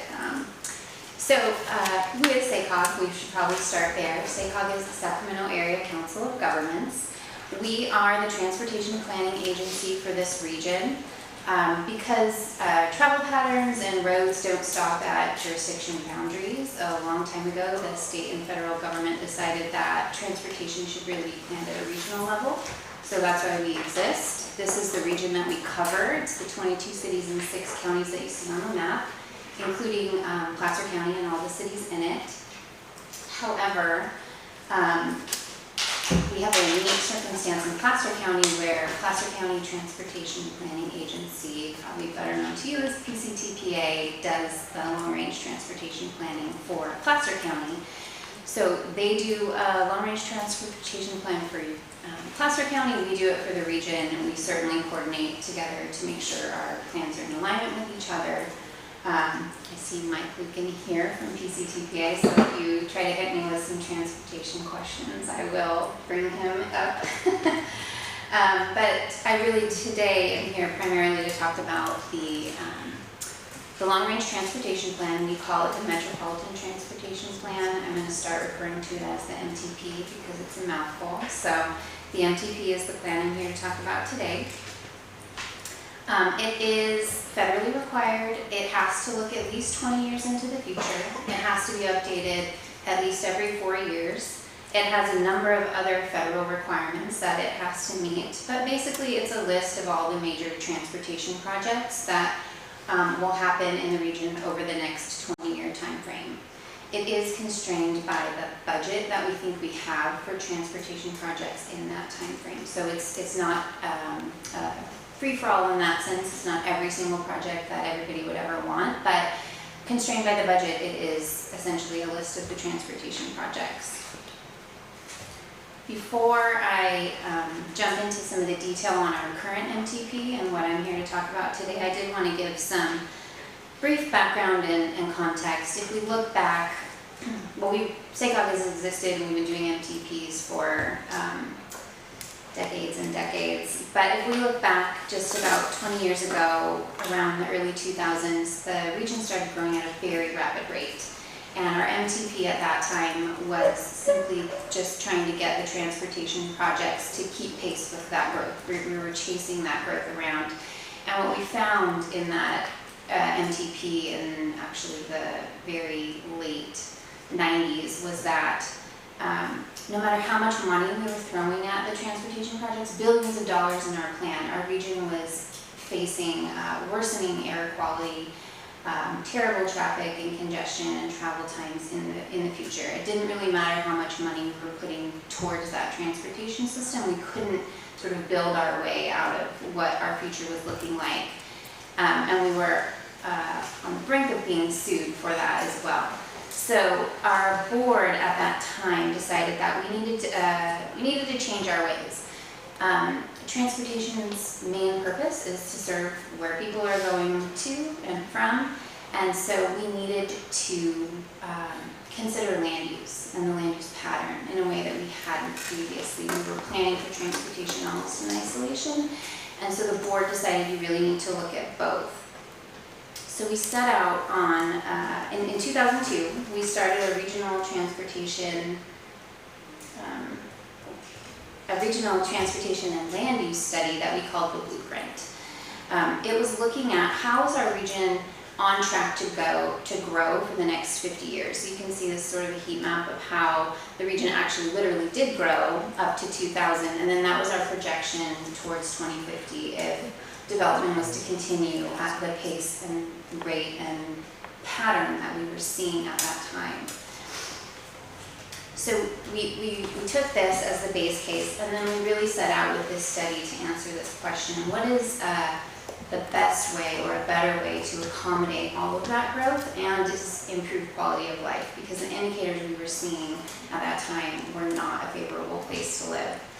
So again, that project is called the Blueprint, and I'm not really here to talk about that today, but I do think it's good context setting, because what we learned out of that is if you plan for transportation and land use together and you have a more efficient land use pattern, you get more efficient transportation options, and then you get better outcomes like improved air quality, conserved ag land, open space. You get the ability to have some options where you don't have to drive all of the time, but when you do, you see less congestion and traffic and hopefully less travel time as well overall. So that's sort of the premise for once we finished that study in 2004, and then similar studies happened all across the nation. And in 2008, the state passed a law called Senate Bill SB 375 that basically required agencies like SACOG to consider land use as part of their as part of their long-range transportation plan. So it's now in statute. They said you have to do what's called a sustainable community strategy, and it's basically that nexus to make sure you're looking at both things together as you're planning into the future. So now we have what's called an MTPSCS. And we've added the slash to make sure we're accommodating the sustainable community strategy. So now I'll pivot to talk about the plan update that we're in right now. The plan update that we're in right now is looking out at a horizon year of 2040. It's planning for about 600,000 new people coming to our 6-county region by that time frame, 270,000 new jobs, approximately 260,000 new homes. And then serving that growth as well as the existing need. We have about a $33 billion transportation budget that's looking at that. On our website and in the draft documents that we have available for the plan, you can see the full listing of all the transportation projects and how that $33 billion is being spent. I'm not going to go into that obviously, but I did put some highlights up here. The plan is favoring, highway and road maintenance as a priority in our plan, as well as transit service. But still seeing a fair amount, almost $7 billion in highway and road expansion. That's in new capacity projects.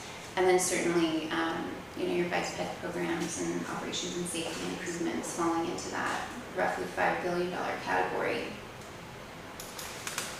Our plan does forecast where we think growth will be. We have to put together a land use forecast that transportation list complements.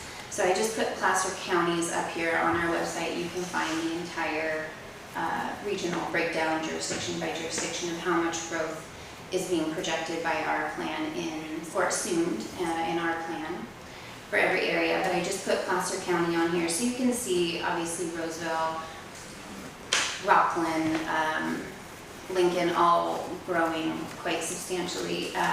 In Loomis, if we're talking housing units, that's that far right column. So it's about 560 new units between today, or our base year of 2016, out to 2040. That does assume the recently approved village project. It averages about 20 units a year, 23 units a year. But the 260,000 units that we're planning for in the region, that's about 11,000 units a year region-wide on average over the time period that our plan is forecasting. So I'll take questions on this in a minute. I'm actually getting through it much faster. I'm almost done. Good job. So, thanks. Highlighted outcomes from our plan. So our plan will quantify these outcomes, but in general, I've listed them here for you. They're similar to the outcomes that we see in the blueprint, right? Once you have a land use pattern and you somewhat tailor the transportation projects to it, you start seeing these positive outcomes that are listed here on the screen.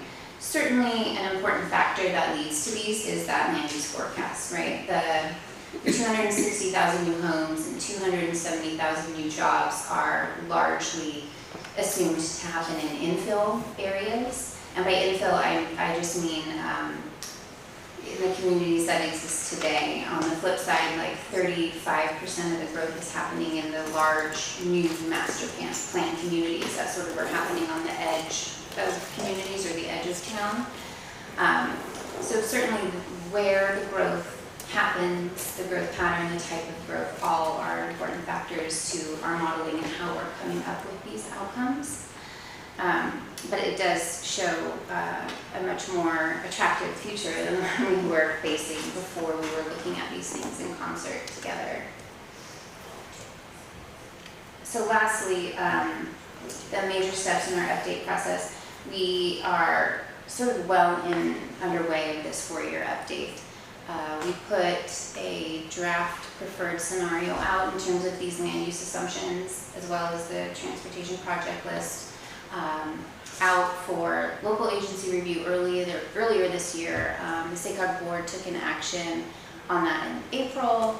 So that means right now we're really in plan writing mode. We're doing the EIR, we're doing all of the modeling and analysis. We will write a draft plan and do a draft environmental review that we will then put out for the required public comment periods this fall. And our board hopefully will act to adopt it in February of 2020. And that concludes my presentation, but I'm happy to answer any questions or go over anything in more detail. Thank you, Jennifer. Questions? Yeah, I have a question for you. Hi, well done, thank you so much. Thank you. It's really, really interesting information, and I just want to ask you, you looked at our general plan in order to do your forecast, is correct? Yes. Yeah, that's a very good question.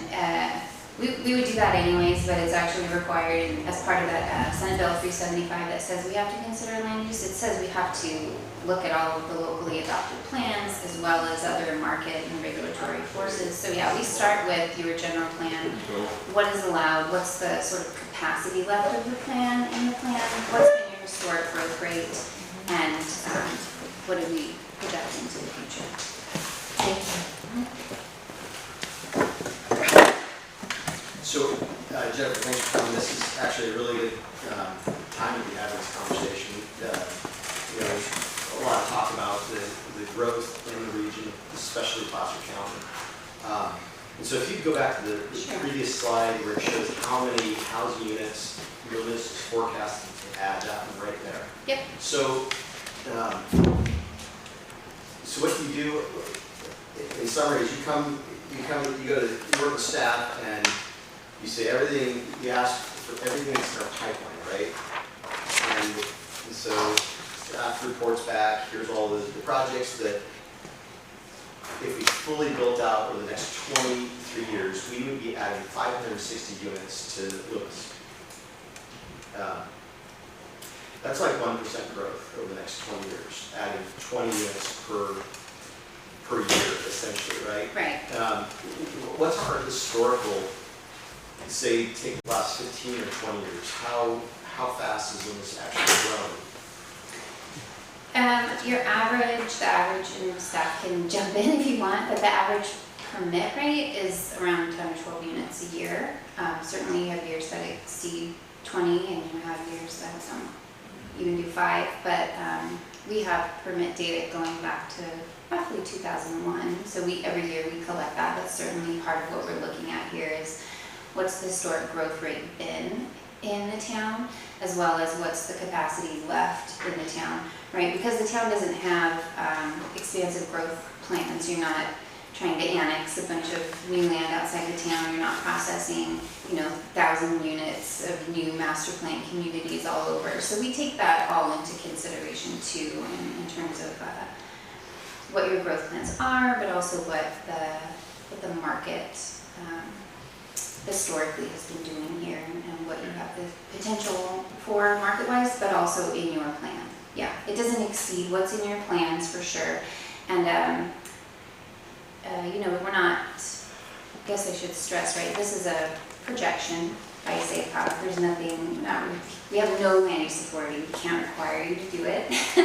But we do update it every 4 years, and we do try to always collect the most up-to-date information possible from your staff. 1% is still very modest growth, even if the village is built out. And that would assume everything in the forecast is built out. Okay. Yeah. So just a quick look, Rockland it looks like they're growing at like 2.5%. That's their forecast. Roseville about the same amount. So Loomis at less than 1% is still very, very modest. Okay. That's great. Any other questions? Let's open it up for public comment. All right, thanks, John. Okay. This is an informational item, so there's no action taken. Is there anyone from the public who has questions? Just a quick question on the chart. The figures on the left are what we actually are you're estimating are the current situation. Yes. So we currently have 3,600 jobs and 2,500 homes in Loomis. Yeah. Okay. Round estimate, but yeah. Do you take In the town limits, in the yes. town limits? Yes. Okay. And do you have projections that include things like second units, or you look at what we've been doing on that and kind of project from there? Yeah, we do. We certainly, I don't, in Loomis, it's not a high number, but overall, to reach our 260,000 new homes, some percentage of that is assuming to be second units, right? An additional unit happening on a new lot. We're seeing that a lot in more urban areas. That is happening quite a bit more in like the city of Sacramento. A lot of ordinances in larger cities are being amended to make that more easier. State law has passed to try and make that more easier. So that certainly is a portion of the growth. It's not a high percentage of this 560 in Loomis. So in other words, you're going to stay a small town. If my forecast is right. But I mean, we model it based on you. And so we feel like that's the signal we're getting. And so we're trying to reflect that, yeah. Okay. Any other public comment? Yeah, I have a question. You mentioned that the SAPCOG looks at land use to help the flow of the traffic in the area. And you were saying that you don't have any jurisdiction over, so do you guys just, when we update our general plan, do you make a recommendation to the general plan? How does that work exactly? And I also am wondering about the growth and how much of that is affected by the communities that have had the wildfires and have lost homes, and now they're coming to this area because of that, and that is kind of a unusual thing to happen to our area. If you could address those, please. Sure. So for your first question, because we update our plan every 4 years, we are constantly tracking what's happening at the local level, what development activity is going on, what plans are in play. If you update the general plan, then we update our assumptions accordingly. We do sometimes comment on, we don't try to shape what a city or a county or a town is doing at all, but if you were to update your general plan and you put it out for public comment, we're probably going to do a comment on that, but it's not going to be in any directive way. It would be, how does this affect or align with our blueprint and our MTP, but it's not in any way trying to really shape it. So because we get to update every 4 years, we get to sort of follow along as your town makes decisions on things. To the other question about fires, it's a good question. Our growth projections are, I don't think it's explicitly part of that, the fires that happen. Our growth projections were done actually in late 2017. So our region had experienced a fire in Yuba County, but the big fires you're talking about hadn't happened yet when we did our growth projections. But also the way our growth projections are done, not to kick down a big rabbit hole, but it starts with an economic forecast actually. What's the jobs outlook for our region? It looks at national trends, it looks at the state, and then it breaks it down to the region. But it really does start with jobs. Then it looks at population growth and really lots of factors to consider there for the population growth. From there, it does then go to housing units, but it's sort of the last piece, and it's really a factor of all of these other things that we're looking at of how that gets accounted for. Okay. Thank you. Any other public comment? We'll close up. Thank you, Jennifer, for staying late. Actually, excuse me, Mike?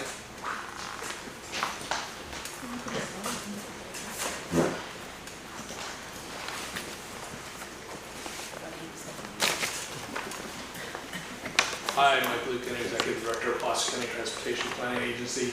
I just wanted to thank SACOG for coming in and doing this to not only Loomis but other jurisdictions in our county. And as Jennifer said, we do work very closely hand in hand with them throughout the regional transportation planning process, which is what we do in Placer County, and through the MTP process. So those processes are seamless.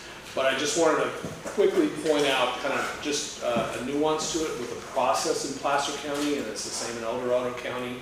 From a transportation standpoint, we are the transportation planning agency for Placer County, as El Dorado is for El Dorado County. And so what happens, just to get in the weeds a little bit, is we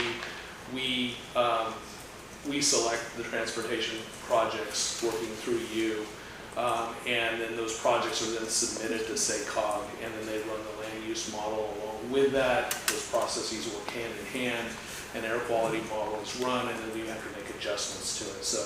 So just wanted to make sure that you know that you, in terms of transportation planning, you all, as do all the jurisdictions in Placer County, have local control over and setting the policy for your transportation projects. That is not really something under the purview of SACOG, but what has to happen is that all has to operate under the same air quality model. So even though we say, well, these are our 100 or 50, in the case this year, these 53 projects that we were working on in Placer County, we have to make sure it all has to fit together under that model. So we have to work very closely together with SACOG to do that model. We actually pay SACOG to do our modeling and to do the land use portion of the process for us. So just wanted to give you kind of a little bit of nuts and bolts on how all that works. And it works for the same for all the jurisdictions in Placer County. Thank you, Mike. Sure. Any other comments? Okay, seeing hearing none. Anything else from the council? Okay. Thanks, Kate. Okay, let's move on. Item number 11, James Library and Community Learning Center Strategic Plan. No, sir. I'll be quick. Well, waited this long, Sarah. Take your time. All right. Before you start, can I just point out that this is your first official staff report as a staff member of the town of Loomis Town. So congratulations. No pressure there. No pressure. Yeah. All right. So in late 2018, the library hired Jennifer K. Sweeney and Associates to conduct a strategic plan for the library. We're looking out the next 3 to 5 years. Jennifer did a great job. She came and she held many meetings with our stakeholder groups, including the Friends of the Library, with town staff, with the library board, with library staff, to just sort of get to know us and know who we are and what this community is about. She did her due diligence and gathered demographics and information about the community as well. She came back with I believe it's a 3 or 4 page report just about statistics about this community. And then she conducted a community-wide survey where we asked everyone in the community to give us their feedback on what they wanted to see from the library and really what direction they wanted us to head in. And then finally she held 2 public workshops in which community members and stakeholders were invited to give us their input on how we should move forward as a library and what we should really focus on in the next 3 to 5 years. What it all boiled down to were 4 main points. The first was that we wanted to create fiscal sustainability. As you know, we are funded by a tax measure, and that expires in 2026. So that gives us 7 more years of funding. But what happens when that tax measure expires? Well, ideally, we'd like to pass a new measure to give us another 10 years of funding. But if not, if that doesn't pass, we want to be prepared for it. So we talked about the role of the Friends of the Library, possibly creating a foundation, thank you, to just have some financial support, as well as working with Roger to create a rainy day fund for the library, so that if that tax measure doesn't pass, we do not just have to shut her up and close our doors. The second big thing that we talked about was to develop the library collection, our services, and technology. That's the heart of what we do. That's what you come to the library for. We want to be able to compete with other libraries, not just, ring our, toot our horn and say, yay, we're doing great by Loomis standards. We want to be able to do great by library standards. We want to be competing with Rockland, with Lincoln, with all those libraries that do have, a great collection and great services. The third thing was to engage the community. We are a small town, and we want to make sure that the people of this town know that we're there and what we have to offer. I know that that's something that has been ongoing. This isn't something new that's coming with the strategic plan. Really, none of this is new with the strategic plan, but it gives us a direction that these are things that we want to focus on. We want to make sure that every person in Loomis knows that the library is there and ideally have a library card and use us. We want to be a library of the people. We want to be driven by what the people of Loomis want.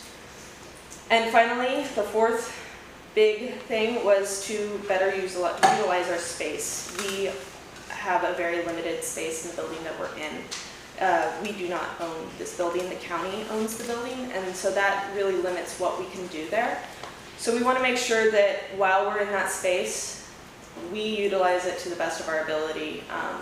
And so we talked about maybe hiring a space planner, seeing what changes we could make to give us a little bit more wiggle room, as well as using the outside space because we do have beautiful grounds there and to better use those. So those are the four main things that Jennifer helped us to see, and we came up with a bunch of much more specific directions that we want to take. The strategic plan, which I know you all have a copy of and can also be found on our website, it does outline specifically what we want to do and when we want to do it so that we have goals for the next 3 years. And yeah, that's it for me. Okay, comments, questions from council? I have just one question. I'm really excited about all your planning that's going on. What would impede us to be able to secure buying the property and the library from the county at this time? Why can't we do it right now? We need to work on those negotiations with the county to see whether they're willing to sell it to us in the first place.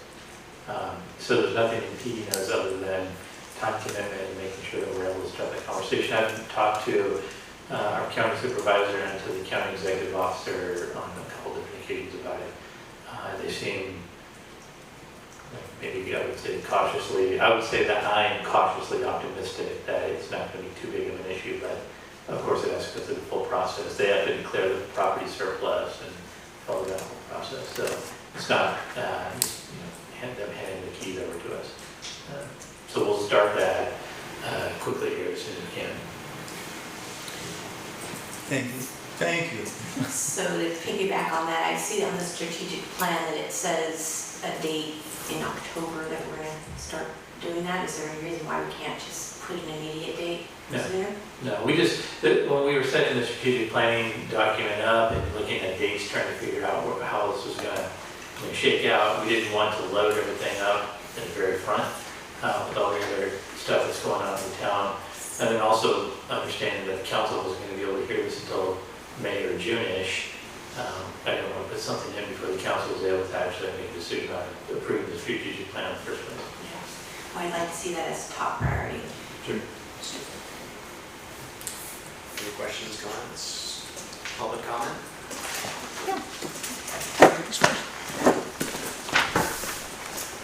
I'm just wondering, you had mentioned about you wanted the citizens to be able to get library cards. How do you get a library card? Because I just went to your website and looked at it, and I didn't see anything on there about how to get a library card. We are actually in the process of launching a new website, completely new and revised, and that should be happening. We're waiting on our IT guys actually to flip that switch. All you have to do is come into the library and have a photo ID with you. You do not have to live in Loomis. You just have to live in the state of California, and you can have a library card. Okay.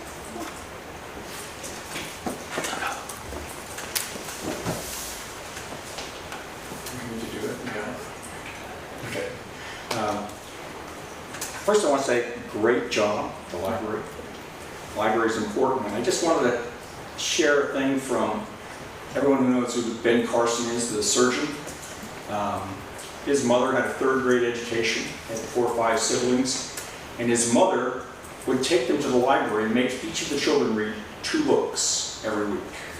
That's how important the library is. So, thank you for supporting the library.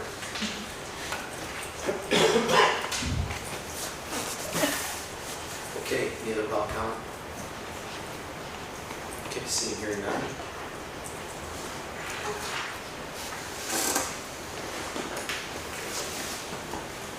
Okay, do we have a motion? Does anyone want to entertain a motion to adopt the strategic plan?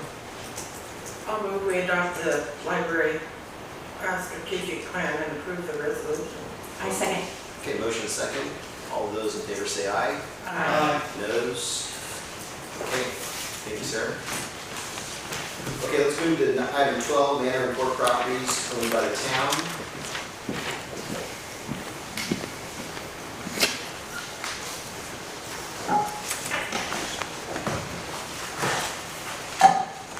Back in July of 2017, one of the first directions that council gave me as the new town manager was to look at divesting town properties. And so we've been systematically working through that. It's taken longer than we wanted it to take. The first one obviously is the WW Molding property, and we're in the process of finalizing that sale now. The next is the manor and court property that you have before you tonight. And so council directed me to get the appraisals done. We did the appraisals, those came in last year. And looking at and discussing with our public works staff the potential sale of the properties along Manor and Court. There's 4 different ones. One houses the existing courtyard. There's another one above that, and then 2 that kind of wrap around the other side. Looking at how this property is being used right now, and looking at the potential, if we need to expand. At this point, staff is recommending to you that we don't actually divest those and keep them. I think that there's a potential that we could consolidate some of the stuff that we're using and maybe sell the top. I guess if you're like standing in the courtyard, it'd be the top right-hand corner property, but it's not the largest of the properties. The largest one, we need to keep that one. And whether or not the impacts of selling that property, the impact that would have on the courtyard itself and the traffic coming back and forth, I honestly don't think that it's worth the potential headache of trying to sell that property. So at this point, because council directed me to look at selling it, bring it back to you for decision and discussion, staff's recommendation is that we just hold on to those properties, at least for the time being, and move on with potentially looking at what we're going to do with the remaining town property, which is Heritage Park, and I have not had enough time to get into that at all. So that's staff's recommendation on Manor and Court. Okay, comments, questions? So the property that you said would be a potential sale, you said was the top right, so is that 3,500 Manor and Court? The one that sits, the one that has kind of the piles of dirt on it? 3501 Manor and Court. 3501. Right. So, I mean, just looking at the potential expansion, we want to make sure that we're able to keep the ones that are contiguous to the existing courtyard. The one that's not is that top one. I'm going to see if I can pull it up on Google Maps here just to show people.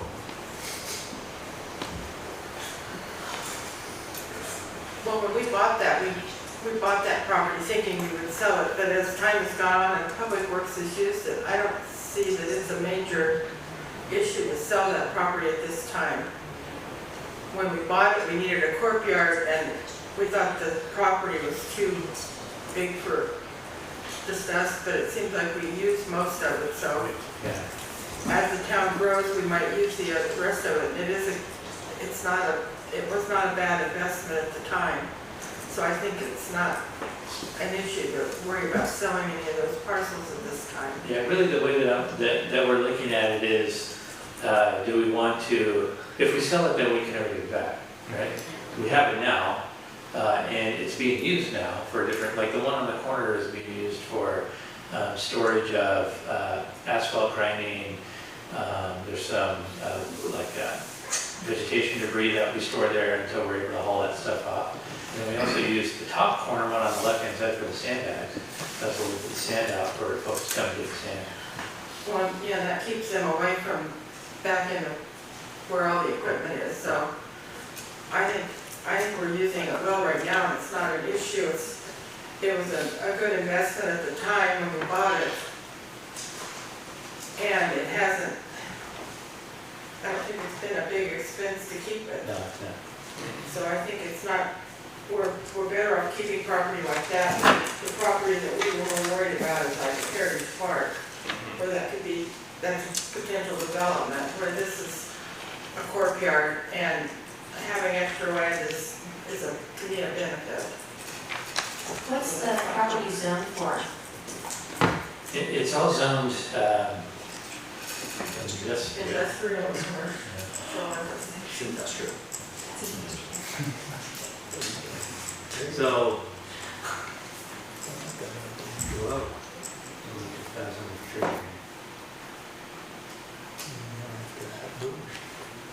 so this is the existing courtyard, right here.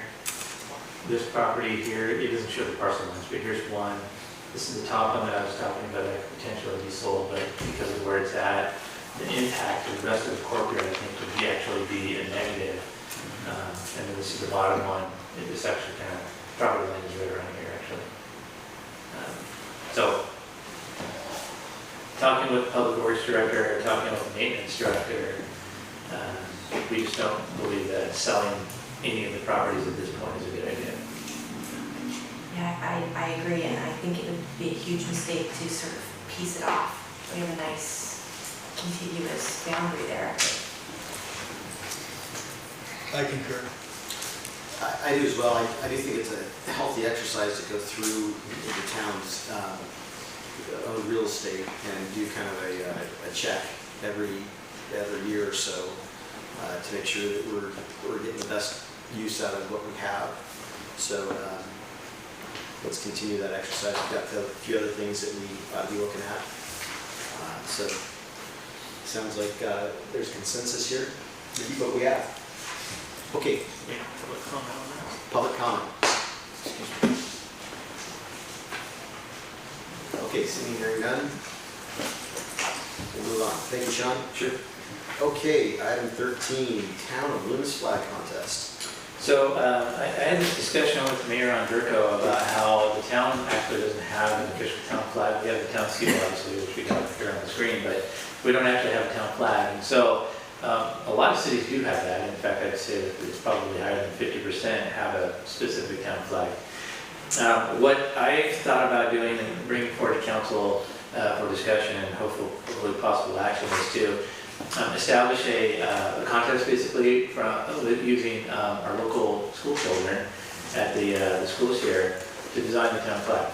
So open that up as a contest over the summer months.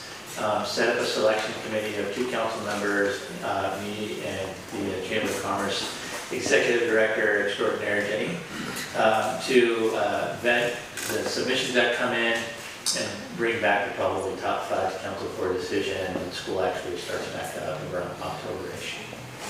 In your packet, with the staff report, you've also got the draft version of the contest rules that I put together in a release form, because we're going to be asking people to submit something, we want them to know that they're not going to get that back. And really, it's not the rules and kind of the guidelines aren't really super well defined, but it's stuff like you can't have gradient colors because that's impossible to replicate on a flag. You don't want to have a bunch of logos, like the Nike logo or something crazy on there. Town seal would probably be nice to have on the town flag. But keep it as simple as we can, and then have council go through the process of deciding it. Okay, thank you. Comments, questions? Jim? My question is, do you have to be a little kid to design a flag, or can we adults try to design? It depends on what your art skills. None. The way that I have it set up right now is to open it up to school, to our school children, but that doesn't mean that it needs to stay that way. We can obviously open it up to anybody else to do it.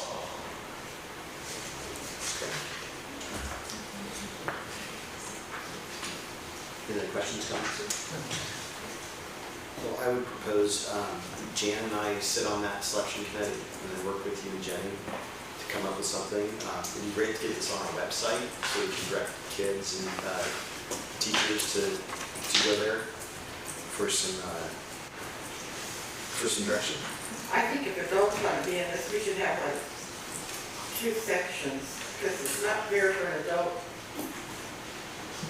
to go into a grammar school child. Are we talking kids or are we talking all the way into high school? Well, I don't know where he's gonna send this, but I mean, I think we need to decide before we finish this. If we're gonna have adults do this, we need to have, because kids are gonna come in with more might be more challenging, so we don't wanna limit what the children's ideas are, but maybe we would have 2 sections, 2 selections. Or the grade levels at a certain point, to a certain, That's a good point. 7th through high school or something. Yeah, I think that's actually a But really then good you can point. maybe add an adult in there, but if you get in the lower grades, how do you compare a 5th grader to an adult? Or a second grader, Or whatever. whatever, yeah. Right, we're only gonna have one town flag, right? So we're not gonna have So, a kid flag and an adult flag. But if, I never thought of it when you said for the kids, I Yeah. never thought of an adult being interested, but if we were gonna open it up, then we need to maybe pick like 7th or 8th grade up I think that's, through high school. I think that's a really good point, and I would, And then adults, if they wanna go against the kids, then it's a more level playing field. I agree with you that, and frankly, I didn't really think about that, but if we're gonna open it up, if it's gonna be kids only, I don't think it's fair to have like a senior in high school at Del Oro competing against kindergarten for each class hours, right?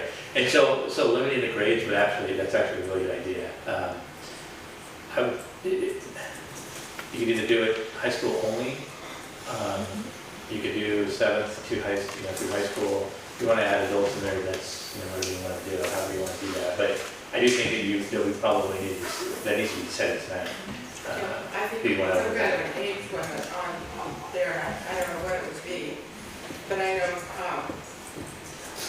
7th and 8th graders, in some school districts, they're already in the whatever they call it, between the middle school, I guess. And so maybe we should. Middle school and high school? Yeah, like 7th, 8th grade, 7th and 8th graders are high school students. And if adults want to put their hand in it, I guess they can, because then it's a more even playing field for everybody. I like the idea of just the kids doing it. Well, you're the ones brought up the adults, so I wasn't thinking, but we still need some kind of an age limit, because it's not fair even like Sean said, a 2nd or 5th grader to go against a high school student. So we do need some parameters on age. K through 12, does that sound acceptable? Jenny has. I'm sorry, 6 through 12. Is what I was- I was thinking 7th and 8th grade. 7 through 12, is that, Public we have consensus there? Bring in some public comment. Let's do some public comment. Okay, Jenny. Well, I think that you could set the parameters of what age group you're going to judge, but it could be open to the kids, everybody could get involved in it. We would just be, like if the kindergartners all did it as a class 5, we could show them, we would just not be But part of the judging. it wouldn't be judging. Because we gotta get all the schools and everybody to be really. We need something that they can enter their project, but they won't be Yeah, like, judged. right, they just wouldn't be considered. The ones that would be judged would be this age group, But I it's could not see, fair. Because you're gonna get. but I could see it being that if we accepted all art, we could show, everybody's. So my concern is, are you doing this during the summer? Because I think that getting classrooms to participate is going to be less than, in my experiences, we'll have less than stellar return. It's a due date of September 30th is what's proposed, but we can amend that, but I see where you're going. You want to get the kids Yeah, and I know as a former classroom teacher, I might do it in my classroom, but come June, hey, I'm not doing it. Okay, and my other question is, what's it say like about using computers and graphics, or does it have to be, hey, you know, because we need just somebody, you were talking about the kindergartner, if they're graphically smart, they'll put you and me to shame. Yeah. So, you know, I'd just be curious what that says about that. So specific to whether it's a hand-drawn thing or a digital thing, it's both. So what it says is the designs need to be in color, it should be simple. And original. And original. Yeah, that's actually spelled out. Avoid a lot of lettering or designs that can make it like cluttered. Colors must be solid blocks. There's not really a whole lot of like specifics to it. If you want to nail that down. And you say the town seal is recommended. Right. If I can step outside my box. Yes, please. So what I have seen in situations like this, a couple of possibilities. One is you have age brackets, and you may have some small prize for within the age bracket. The other piece is that folks should understand that often what happens is the winning entry is then handed over to a professional to have it turned into the final product that is based on the design that was submitted. And I think your release form does address that. But so you may end up, in that sense, it's not necessarily entirely uneven competition, because you might say, we really like this fourth grader's idea. We'll turn it over now to the design professional who will actually turn it into a final product.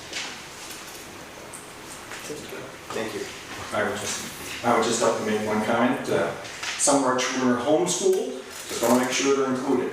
Well, it's going to be on the website, so it's all inclusive of kids.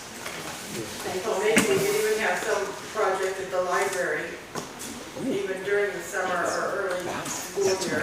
Maybe we could work something in with the library to let people work on their entries there, and because they have computers and areas where they can work, so that might be an idea that we can include the library.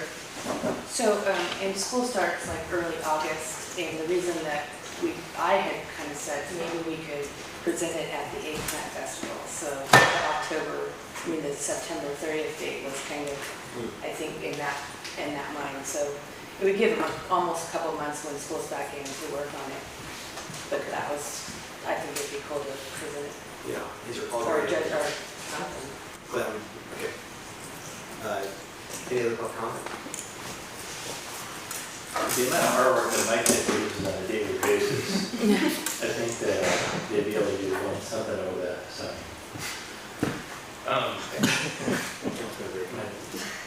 So, I definitely understand what Jeff is saying, and I think that that's realistic, but I think also maybe there's got to be some form of, like, you and I have young kids, and so we have artwork literally littering our houses.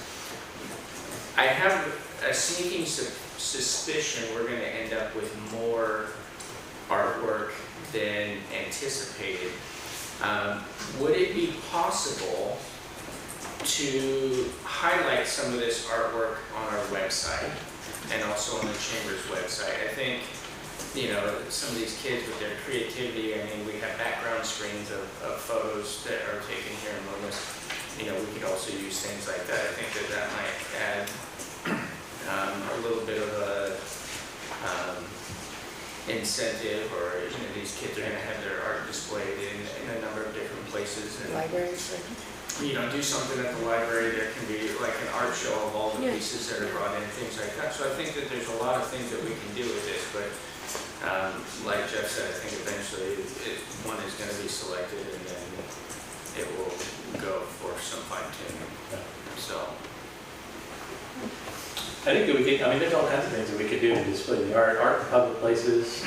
The Roseville Galleria, the top part where the family bathroom is, my daughter a lot. They have artwork all over those walls. It was, the tiles that the kids drew, and the Rancho Cordova City Hall, the floor in their council chambers at one point had that same kind of artwork done. They did it was the town seal, I think, that they created, and they took all the non-winning entries and placed them on the floor and kind of tiles. So there's all kinds of different things that we could do with it. I think that setting it up with age brackets, I'll figure out what the brackets should be. I'll talk to Jenny and Jan and figure out what those age brackets should be, and we'll do some sort of award for each bracket, and then the ultimate final is just the town flag award. But the understanding is going to be turned over to formal graphic designer to kind of translate over to something that we can be printed on. Flag. Right. Perfect. Okay. Yeah, I love that tile idea. It's a Yeah. great idea. Yeah. Okay, great. So we'll meet separately and work on this in the early next week. Okay, thank you, Sean. So are we still going? Is it 10 o'clock or 10:30? We have 10 o'clock and then we have to vote on it, correct? Yeah, you should. We're half. So I would strongly suggest that we do have Roger continue on with the budget. Is that the only thing that's got? Yeah, so his budget presentation will probably be pretty quick, as Roger tends to be. Okay. Without objection? No. Okay, go ahead. Any questions? So no, I was just, my wife, she loves the fact that this is being streamed. She keeps sending me questions throughout the entire evening. His coming. And she even said the same thing I would say. My budget always has a number of photographs of the town in it. We could use some of these flags as my page dividers. So that'd be pretty cool to use some of those. Anyway, so this section of the meeting can be as long or as short as you want it to be. I have no formal presentation. This usually comes to you in May as a consent item, so that you have the numbers in front of you. But we felt that there were enough people that are new on the council that it'd be good to have a discussion in public if necessary. I just want to point out that currently the general fund, the numbers are pretty solid. I've gone over them and over them and over them. We stand at about a $230,000 positive at this point. Usually this time of the year it's like a $1 million deficit. I always like to do that so I can come in June and look like a total hero.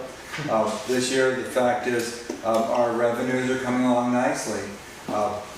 The thing that isn't addressed at this point is a capital improvement program. I haven't really had a lot of time to talk with Britt yet to see what projects he wants to accomplish next year and what kind of funding he requires, how much that will come from the general fund. Generally, about $200,000 does come from the general fund to go into the public works, into the road project. So I expect that will get used. Any questions? There's I do. okay. So on page 4 for community services, looks like the projected actual is $76,000 and then you're gonna budget for $38,700. Is there a thought process on that, and is there a way we could? Yes, because well, I have to look at the page. Going back to our community services, because you're looking at the summary number. Yeah.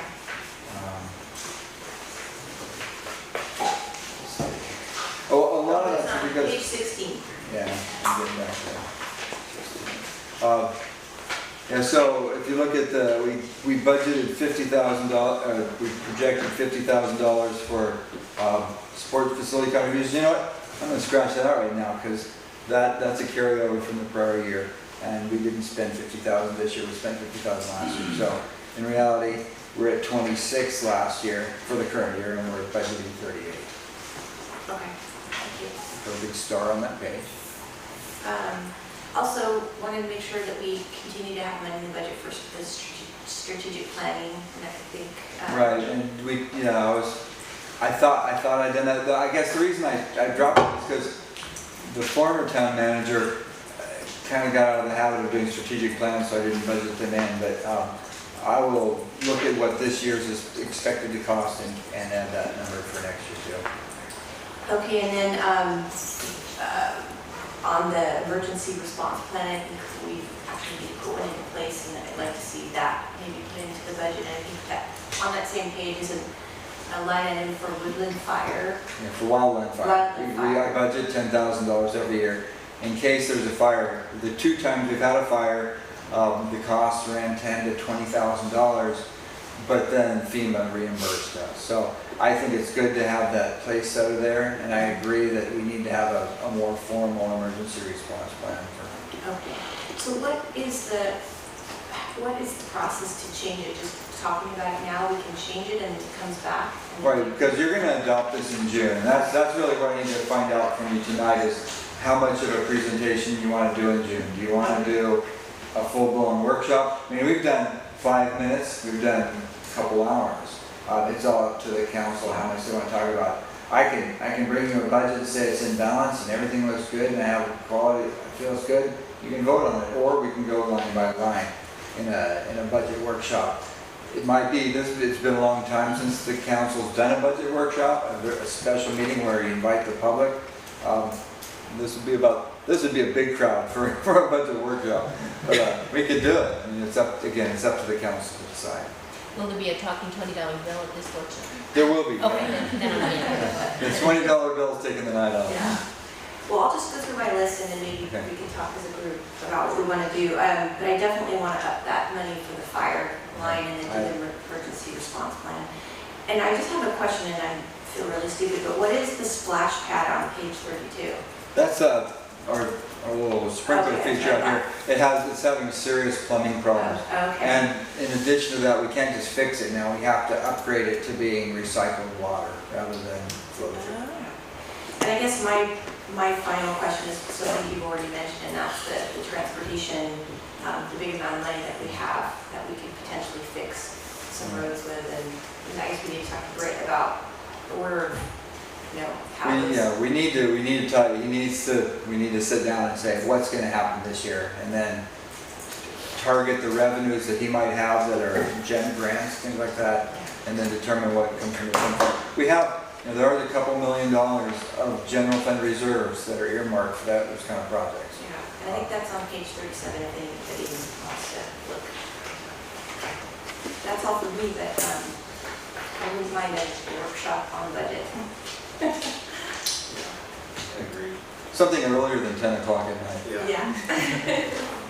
Where's our TOT money come from? The transient occupancy tax, that comes from the trailer park, former KOA at the corner of Sierra College and Taylor. Okay. And it used to be a lot more. It's been pretty good, surprised considering they don't really want to put transient homes in there. Okay. Car trucks. So, Roger, if we have questions, we should submit them to you before. Yeah, get them to me in the next couple of weeks so I can pull them all. I like to put everything you ask for in the budget, because then if it's negative, we can argue about it. If it's not negative, then it's a quick meeting. And I think this year, we're in good shape. Okay. I just wanted to point out two things really quick. So one of the things that's included in this upcoming year's budget, the draft budget, is money set aside to start recording meetings and actually figuring out how to live stream them. So that's built into the budget. The other thing that's built into the budget is an increase in the code enforcement officer's time. So we're going from 1 day a week to a day and a half, basically. So she'll be here 2 days, 1 week. 2 days, one week, 1 day the next week. So.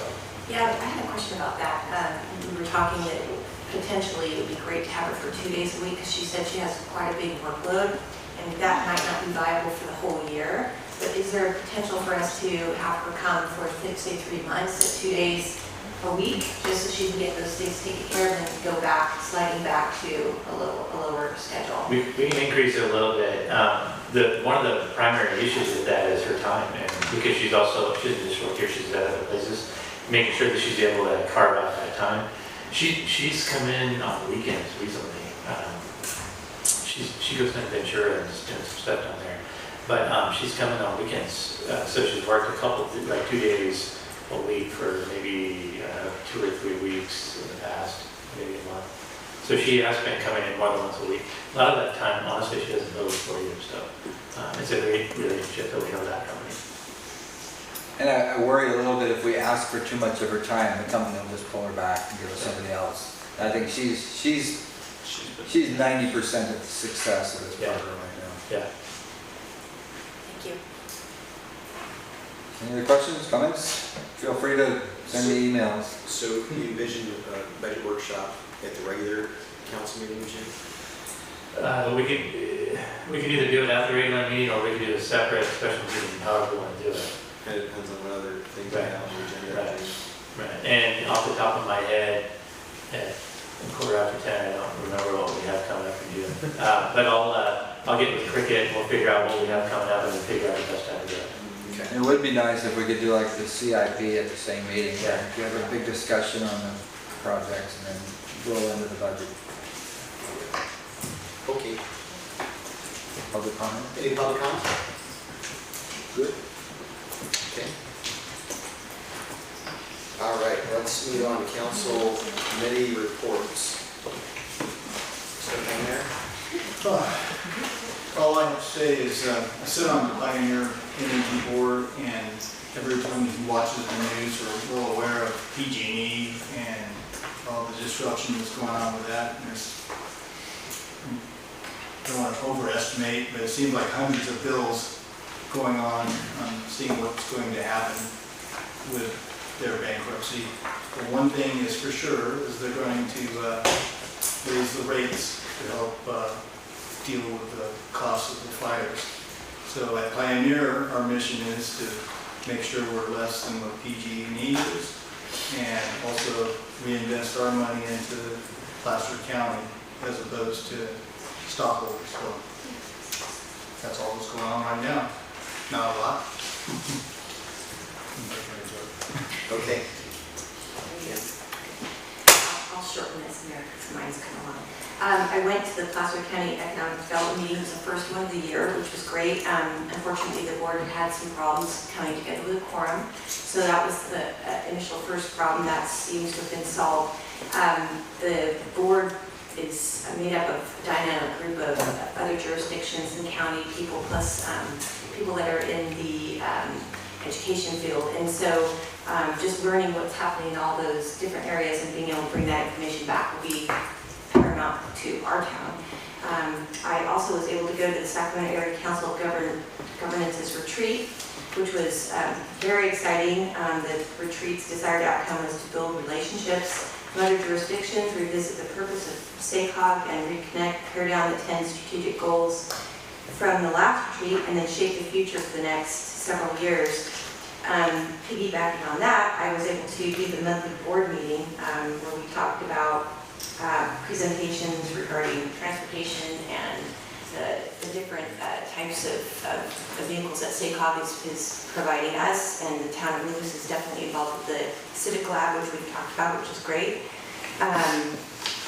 Then I attended the Placer County Transportation Plan Agency Board meeting, and as part of the consent agenda, Loomis was approved for our transportation funds. And they talked about the transportation outreach program with regard to the sales tax measure that is being proposed.